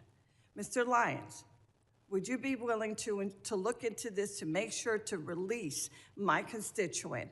Why have we failed? Why have you failed to inform her family where she was sent and the status of her condition? When will she be freed? Yes, ma'am, you have my commitment that I'll look into that. Thank you. Now soon, Mr. Lyons and all of you, my district will host the World Cup matches and hundreds of thousands of visitors will come. Visitors' confidence is plummeting and jeopardizing the World Cup. Mr. Lyon, will you commit to ensure that pausing its operations and raise at FIFA matches and other FIFA-sanctioned public events? Ma'am, ICE, specifically Homeland Security Investigations, is a key part of the overall security apparatus for the World Cup. We're dedicated to securing that operation, and we're dedicated to the security of all our participants as well as visitors. You realize that if they feel that they're going to be wrongfully incarcerated or wrongfully pulled out, that's going to hurt this entire process. I hope you realize that. Yes, ma'am, and ICE is dedicated to ensuring that everyone that visits their facilities will have a safe and secure event. Without these assurances, our local communities and national reputations will indeed be suffered. Thank you, Mr. Chairman. I yield back. Gentlelady yields back. I now recognize the gentleman from North Carolina, Mr. Knott, for 5 minutes of questions. Thank you, Mr. Chairman. Using the trope, diversity is our strength as an excuse for lawlessness is unbelievably naive and dangerous. Nobody in this room would say that diversity is a bad thing. Lawlessness is a bad thing. Law and order is much more of our strength than open bordered policies that welcomes anybody with no vetting. And when you get down to the nuts and bolts of this issue, We would not be having this hearing if the Democrats attacked illegal immigration with the same vigor that they're attacking law enforcement and the men at this table. That's a fact. And it's worth noting that the dishonesty in framing these issues has been unbelievably obvious. It's been consistent. And just as an anecdote, Mr. Lyons, was Liam used as bait by your agency? No, sir. Actually, law enforcement officers took care of the child after the father abandoned him at a... Walk us through what that means. So, sir, the individual that was driving that vehicle with Liam was in fled from the scene from the officers. He was obviously upset. We comforted him. The officers actually placed him in one of our vehicles, played his favorite song, favorite music. Then they took him to McDonald's. You all got him McDonald's. So you all did not abduct him. You did not use him as bait. Any characterization of that is a lie. And it has been repeated over and over by the Democrats to frame your agency. You know, it's worth noting again that the Democrats fought to prevent any vetting of 20 million illegal immigrants into this country over the last 4 years. They attack agents rather than those who are assaulting agents today. They continually misframe what's happening in the ground. They continually malign the law enforcement officers who are providing legal structure to otherwise lawless landscapes in this country. And it's worth noting that there have been roughly 2 million people in the country who have been removed in the last year, some voluntarily, and then some by forced deportations. We've heard roughly about 25 cases of alleged abuse. Some of them, as I just pointed out, are dishonestly framed.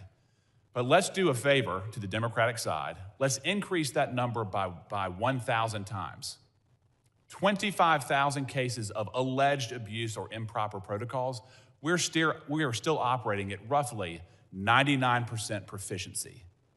Given the scale of the problem, the scale of the solution that you all are operating under, your agents are doing a remarkable job, and I thank you. But one issue that I want to talk about is this idea of sanctuary policies.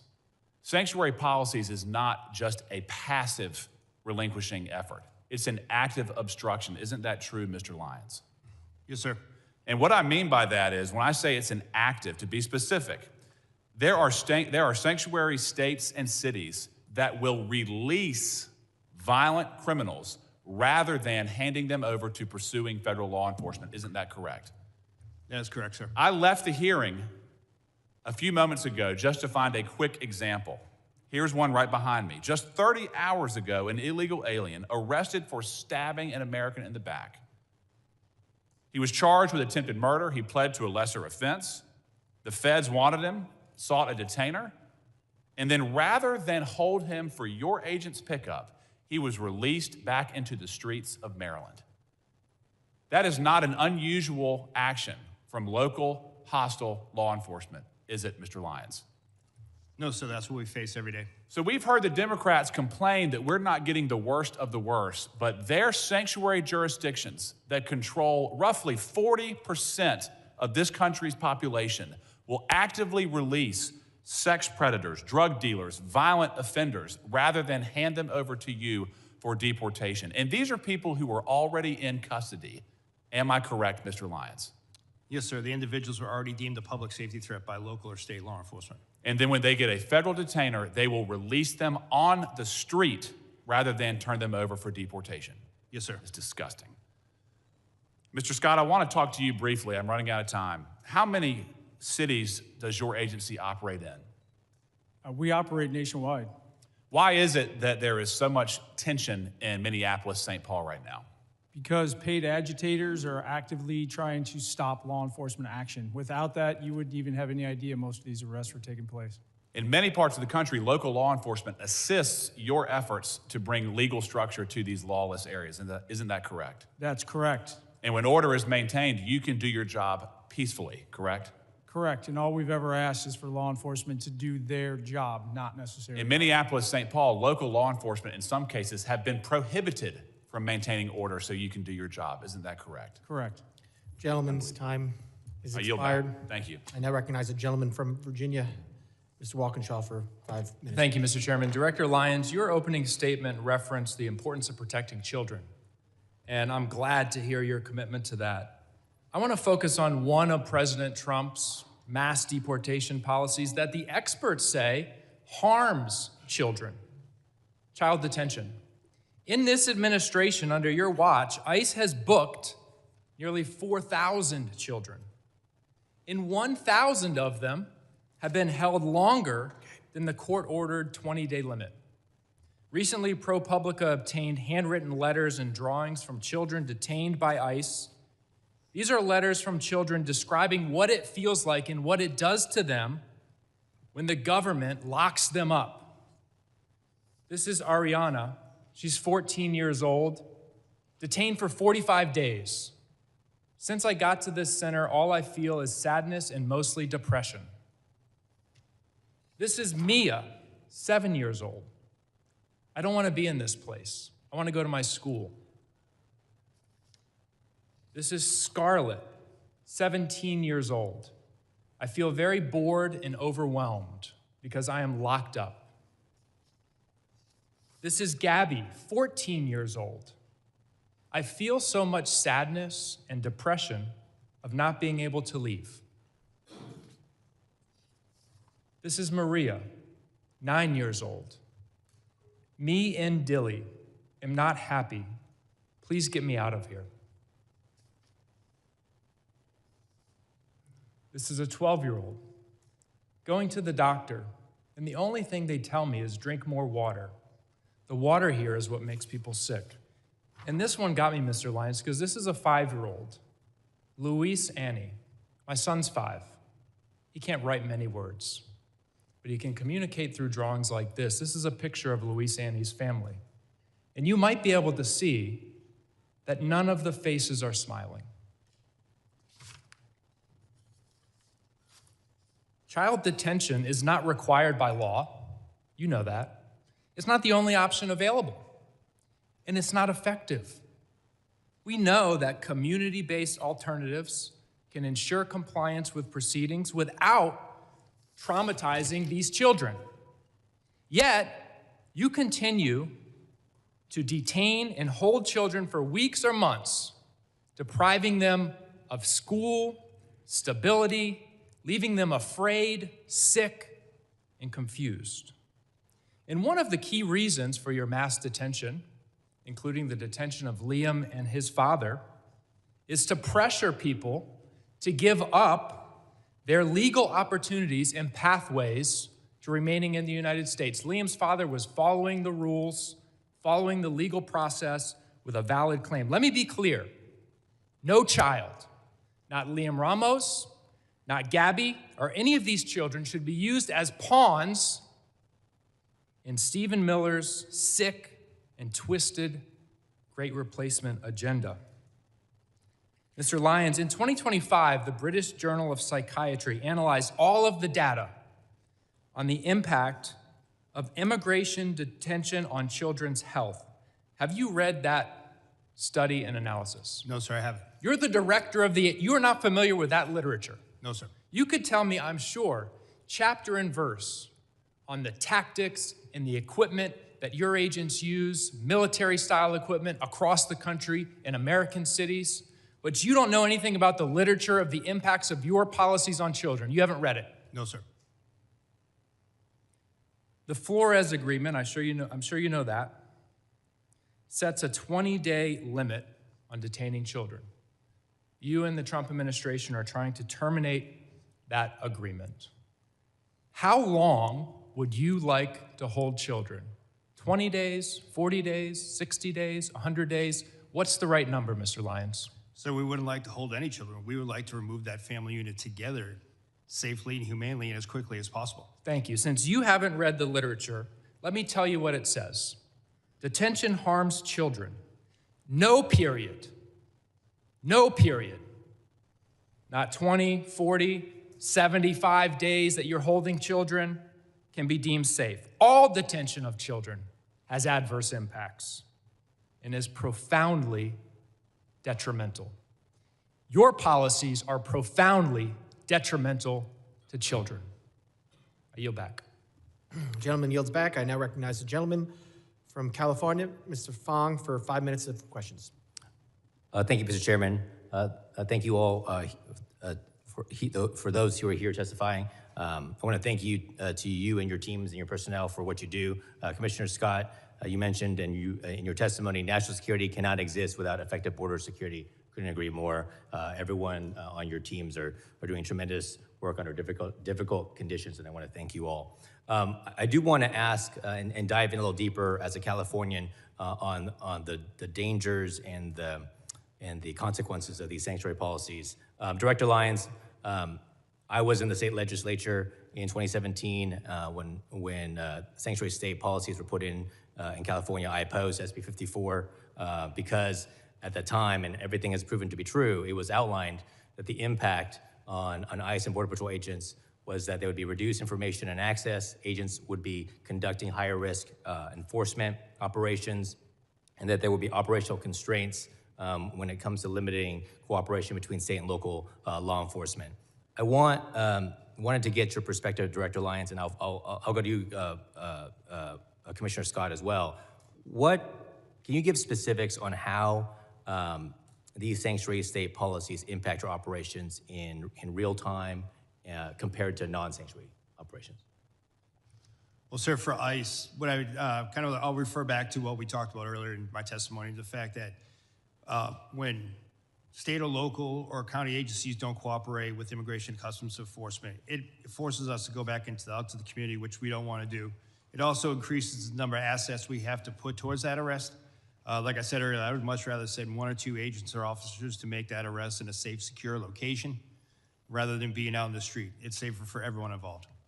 And before I go to you, Commissioner Scott, and answer, I just want to let everyone know, in California, and I think it was just reported a couple days ago, there were currently 33,179 illegal aliens in the custody of California jurisdictions with active detainers. The crimes of these aliens include 399 homicides, 3,313 assaults, 3,171 burglaries, 1,011 robberies, 8,380 dangerous drug offenses, 1,984 weapon offenses, and 1,293 sexual predatory offenses. These are the real-world consequences, isn't that right, Commissioner Scott? When we don't have cooperation, they're released into the community? Those are exactly the consequences. And I would just add, California specific, they went above and beyond everybody else. I mean, in a negative way. They prohibited state and locals when they saw a crime taking place in front of them from sharing that information with us. San Diego, for example, right after that law was passed, a highway patrol pulled over a U-Haul van, and it was a smuggling event, probably a human trafficking event. A Border Patrol agent just happened to roll up on it and found out, luckily, but that highway patrol was disciplined and actually investigated internally, and that sent a chilling effect across the entire state of California, that not only can you not actively help us, you couldn't even pass information to us in a normal course of duties. Border security law enforcement's a team sport. We need to be working together, not against each other. Now, can you explain what would have happened, and I think you alluded to it, but what would have happened prior to that if there was local and state coordination with federal law enforcement? On a daily basis, especially along the southwest border, and let's not forget, and the coast, because we have boats coming in. When a state or local agency would see illegal activity that they could take action on, and then they saw a federal crime, they would contact us. It happened all the time, and that completely ceased to exist when SB 54 was passed. And these crimes, of course, as you mentioned before, if you go into specifics, I mean, this is trafficking, both humans and drugs. This is rape, assaults. I mean, anything. You're telling me that if any of those crimes occurred, if right now in California, if someone witnessed it, if a state law enforcement or local law enforcement witnessed these crimes being committed, they could not notify you. They have some felony exceptions, but in most cases, you don't know until you start asking questions if it's just a smuggling event or a human trafficking event.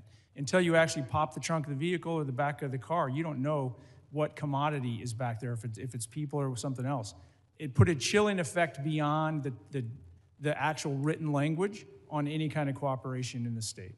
Well, I want to thank you for that. Yes, there were some exceptions when it comes to felonies, but someone who lives in California and was there for the discussion and debate, everything we warned about when it came to sanctuary state policies and the consequences to our community and the consequences to public safety, they have come true. And that is sad and unfortunate, and we need to undo those policies. So I want to thank you all for your leadership and testimony and your work. Thank you, and Mr. Chairman, I'll yield back. Gentleman yields back. I now recognize the gentleman from Louisiana, Mr. Carter, for 5 minutes of questions.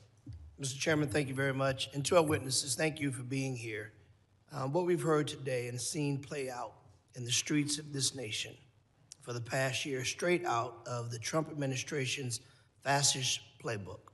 Cheat, murder, lie about it, practice the art of mass distraction. The American people are not happy about this. This administration's officials are sitting before us. 2 people are dead. I understand that there's an investigation, and you're not going into the details about that. But there certainly appears to be no shame on the part of these officials who've undoubtedly watched some of your officers conduct themselves in ways that I know you don't condone. Not as law-abiding people, right? So I got to give you the benefit of the doubt. And I can't understand why you show no shame, no contrition, no remorse for the human lives that have been lost, or for the trampling of the Constitution and the tearing apart of the moral fiber of our nation. They think, apparently, you think, apparently, you've been coached, apparently, you've been called out of the room with a forced break to be told to be more aggressive, to push back against questions. The American people saw that happen. The American people watched as you all looked at each other. Oh, I didn't ask for a break. And clearly you were called in the back to be coached. A halftime locker room pep talk. This isn't a game. These are people's lives. We should all be, you should be, your officers should be held accountable that no one is above the law. No one can evade the Constitution. No person can evade what is right, even though you think that Donald Trump will protect you, and maybe he will for now. But there will be a time that you have to answer these questions. And while you have worked on many administrations, and it's been asked, you worked on different administrations, what's different? I'll tell you what's different. The approach of how you conduct it, your search and seizure. The reason there were so many others and they were not riots was because people were not being trampled. You had trained officers who knew the art of de-escalation. They understood the rule of law. They understood the Constitution. Yet now we continue to hear lies. Last year, I took members of Congress on an oversight visit to ICE facility. We were told certain things that turned out to be patent lies. They told us things that we witnessed within moments of being there to not be true, yet we continue to hear you and some of my colleagues suggest, don't believe your eyes, don't believe your ears, just trust us. Well, the American people can see. And this notion that Democrats don't want enforcement, those are talking points that are wrong. We want rapists and murderers off the street. We want the bad, the worst of the worst, to be arrested and to be deported if they aren't supposed to be here. What we don't want is citizens running down the street being chased by ICE agents, people being shot on the streets by rogue officers who are in fact American citizens. What we don't want is to see people like Ms. Good or Mr. Preti simply doing what we often say, if you see something, say something. We don't want to see people dying on the streets. So let me ask you a quick question. Mr. Lyons, has ICE ever detained an American citizen such as they are not free to leave, whether it is on the sidewalk, the street, or thrown into the back of an ICE vehicle because they looked or sounded a certain way, even though they said they were American citizens? Yes or no, quickly, I only got 38 seconds. No, sir. That's never happened before. That we've arrested one? No, sir. We've detained individuals to verify identity, but we haven't arrested or deported. No, sir. Detain, arrest, check it out. It's yes, sir. The same thing, right? All right. What does an undocumented person look like or sound like? Does it look like Mr. Garbarino? Does it look like me? Could look like anyone, sir. Okay, well, how are you training your people? Because you've said and others have said, if they sound a certain way, they look a certain way, we're going to stop them. That was quoted by your people. What do you say to that? Sir, what I say is that ICE does criminal targeted enforcement based on intelligence, and we don't use the color of skin or accents for that. So the person who said that was wrong. Yes, We'll let the person said that was gentleman, wrong? get that answer in writing. His time has expired. We will now recognize the gentleman from Tennessee, Mr. Van Epps, for 5 minutes of questions. Thank you, Mr. Chairman, for holding this hearing and to our witnesses for testifying today. I want to commend the job the Trump administration and you gentlemen are doing to secure the border, enforce federal immigration laws, and keep dangerous criminals off our streets. Under President Biden, we saw unprecedented levels of illegal immigration, and many of those who came across the border were connected to transnational criminal organizations and have continued to commit crimes while in the United States.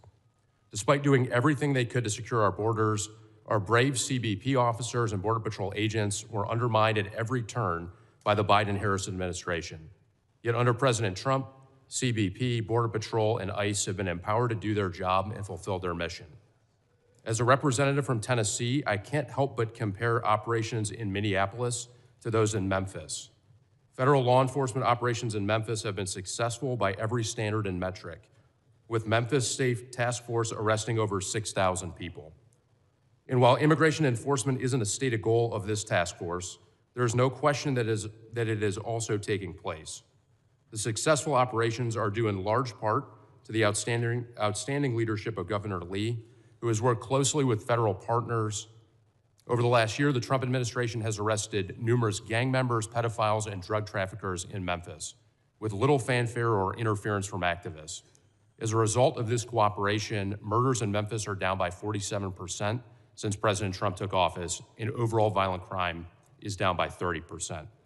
In May of last year, ICE enforcement and removal operations worked with Tennessee Highway Patrol and DHS components to successfully arrest 196 criminal illegal aliens across the greater Nashville area. I am grateful for the role the members of the Tennessee Highway Patrol played in that operation, and their cooperation has made my district significantly safer. Since then, over 56 partnering agencies are working together alongside ICE to keep Tennesseans safe. ICE has carefully highlighted the worst of the worst criminal aliens it has arrested. Today, I will be entering into the record nearly 120 illegal aliens that have been arrested in Nashville, with rap sheets ranging from identity theft to drug smuggling, larceny to arson, and robbery to rape. Federal agents are executing their mission to defend American citizens and protect our communities. The major challenge we've seen in Minneapolis and similar cities are directly caused by sanctuary city policies and the refusal of local leaders to enforce the law, preventing local law enforcement from working with ICE.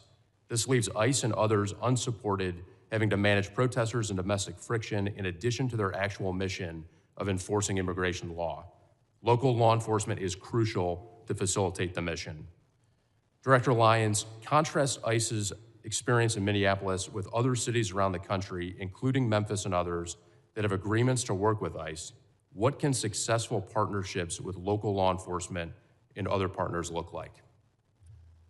Sir, thank you. I would say that Memphis is a prime example, and I have to give credit to the U.S. Marshal Service that's leading that operation. Homeland Security investigation agents are out there every day with the men and women of Tennessee Highway Patrol, Memphis Police Department, and the reduction in crime has been significant. But if you look across the country, almost in every state, we do have cooperative jurisdictions. If you look at Texas, we have outstanding cooperation. You don't see any riots or anything like that. You see side-by-side law enforcement working together as it would be. If you look at the state of Florida, state of Oklahoma, state of Louisiana, all across the nation, we do have that. And what it is public safety. Thank you. Next, I want to commend the Trump administration for locking down our southern border. A year ago, it was a highway for illegal aliens and illicit materials. Today, it is secure and closed. Commissioner Scott, as Congress and the Trump administration enabled DHS to secure the southern border, how are cartels and other criminal organizations adapting to effective border enforcement? They're going to continue to push back. I think some of it is in these protests, because if we can shut down interior enforcement, that allows them to basically market their goods, if you will, to smuggle people in. And they need those people to be distractions, because without it, they have to start digging $1 million tunnels. Without it, they have to spend a bunch of money on drones, which we're countering. Without it, they have to go out into the ocean where they stick out like a sore thumb, and we're increasing our radars on the West Coast and increasing our air coverage. Basically, it affects their bottom line, and it makes it harder and harder for them to bring their poison and anybody that wants to threaten this country that's willing to pay them here. Thank you. Mr. Chairman, I move to submit for the record a list of DHS worst of the worst in Tennessee, 3 quotes from Tennessee's 7 sheriffs supporting ICE, and 5 news articles germane to the hearing in Tennessee. Mr. I yield back. Without objection. Gentleman yields back. I now recognize the gentleman from Texas, Mr. Green, for 5 minutes of questions. Thank you, Mr. Sorry, Mr. Chairman. Can you hear me now? Is it? The microphone right there. Well, will you give me a moment to get a bit closer, please? Thank you, Mr. Chairman, and I say it sincerely. I believe this is a most valuable hearing, and I'm honored that the ranking member would be here with us to accommodate us, as is the case with you. Mr. Lyons, is it true that you have a criminal justice degree, a bachelor's degree in criminal justice? Yes, sir, it is. Is it also true that you have a master's degree in criminal justice leadership? Yes, I do. And would you, as a professional with 2 degrees in criminal justice, indicate to us that if an officer commits murder, that officer should be prosecuted? Sir, any law enforcement misconduct needs to be investigated and prosecuted. Investigated and prosecuted. And have you seen the widely published video of the killing of Mr. Alex Preddy? Yes, sir. And sir, my assumption is that if I ask you whether this was an injustice, you would say you cannot comment because of an ongoing investigation. Is that a fair statement? Yes, sir. And what is the rationale for not responding to an ongoing investigation? Sir, I don't want to impede or I don't want you to. prejudice the investigation. No, in any way. not this one. Oh. Any, as in your profession now, but any investigation. What's the rationale? Not this one, any. Same for any investigation, sir. I don't want to. You would not want to I don't want to tell us- bias or put my finger on the scale of any investigation. You not. What's the rationale for your not testifying about it is my question. I don't understand your question, sir. What does the law say? What is the rationale? What harm would it do if you testified? Because I don't have the full facts of the case yet, sir. Exactly, that's what I expected you to say. You don't have the full facts. Thank you. And I assume you would agree with this, Mr. Scott, is this true? Yes, sir. And Mr. Edlow, you would agree? I assume so. I'm not a professional in law enforcement. Well, but I'm you're an a attorney. professional person with a degree of intellect such that you can comment on whether or not. Well, I this will certainly cause would harm. not comment on any. Not a specific case. We're talking about now any case. Would you agree that it would cause harm for you to testify before there's an investigation? Certainly without having all the facts. All right, surely you would agree. Which brings us to Secretary Nome. Secretary Nome accused Mr. Preddy of brandishing a firearm while wishing to inflict harm on the officers. Secretary Nome. Same rules that apply to you apply to Secretary Nome. Accused this gentleman, Mr. Preddy, of brandishing a firearm.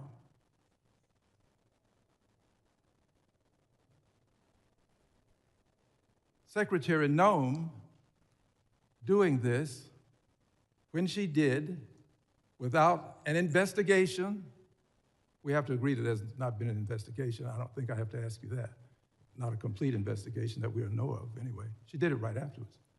Having done this, she is violating this very basic principle that you have called to our attention today. And we have to ask ourselves, why would she go so far as to say brandishing when he did not? The video will clearly show it. And she said wishing to inflict harm. Did not inflict any harm. But the secretary, without an investigation, made these comments.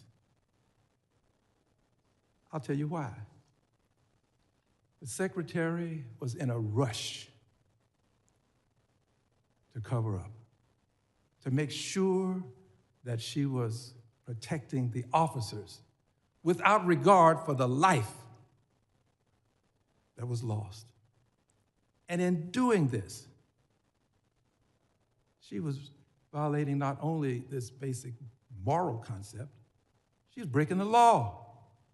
The secretary should be investigated right along with those officers who are out there engaged in this ungodly conduct. She should be investigated. And in my opinion, based upon my observation, secretary should not only be investigated, the secretary should be prosecuted right along with those officers. This man did not brandish. This man was not armed. This man did not attempt to hurt those officers. They should all be prosecuted. And you, persons associated with the Trump Gentleman's time administration, say is lock her expired. up. I say lock her up. Gentleman's time has expired. I now recognize the ranking member for UCs. That's correct, Mr. Chair. Mr. Chairman, I ask unanimous consent to insert two statements for the record. One submitted by the Refugee Council USA and the other from the Baptist Joint Committee on Religious Liberty. Without objection. Mr. Chairman, on behalf of Ms. Ramirez, I ask unanimous consent to include in the record three articles. One, a Chicago Sun-Times article describing how U.S. Border Patrol has separated a family.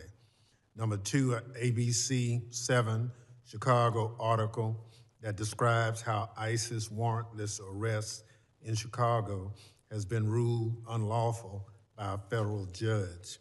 And third, a ProPublica article documenting how immigration agents are using banned chokeholds and other moves that can cut off breathing. Without objection. Mr. Chairman, I ask unanimous consent to insert in the record the following articles. A CBS News article that states that contrary to the administration's claim, only 14% of those arrested by ICE had violent criminal records. An NPR story about a DHS memo that says ICE can enter people's home without a judicial warrant, which has alarmed members on both sides of the aisle. An article from the Marshall Project that alleges that there are thousands of kids in detention, many for longer than the court-prescribed limit.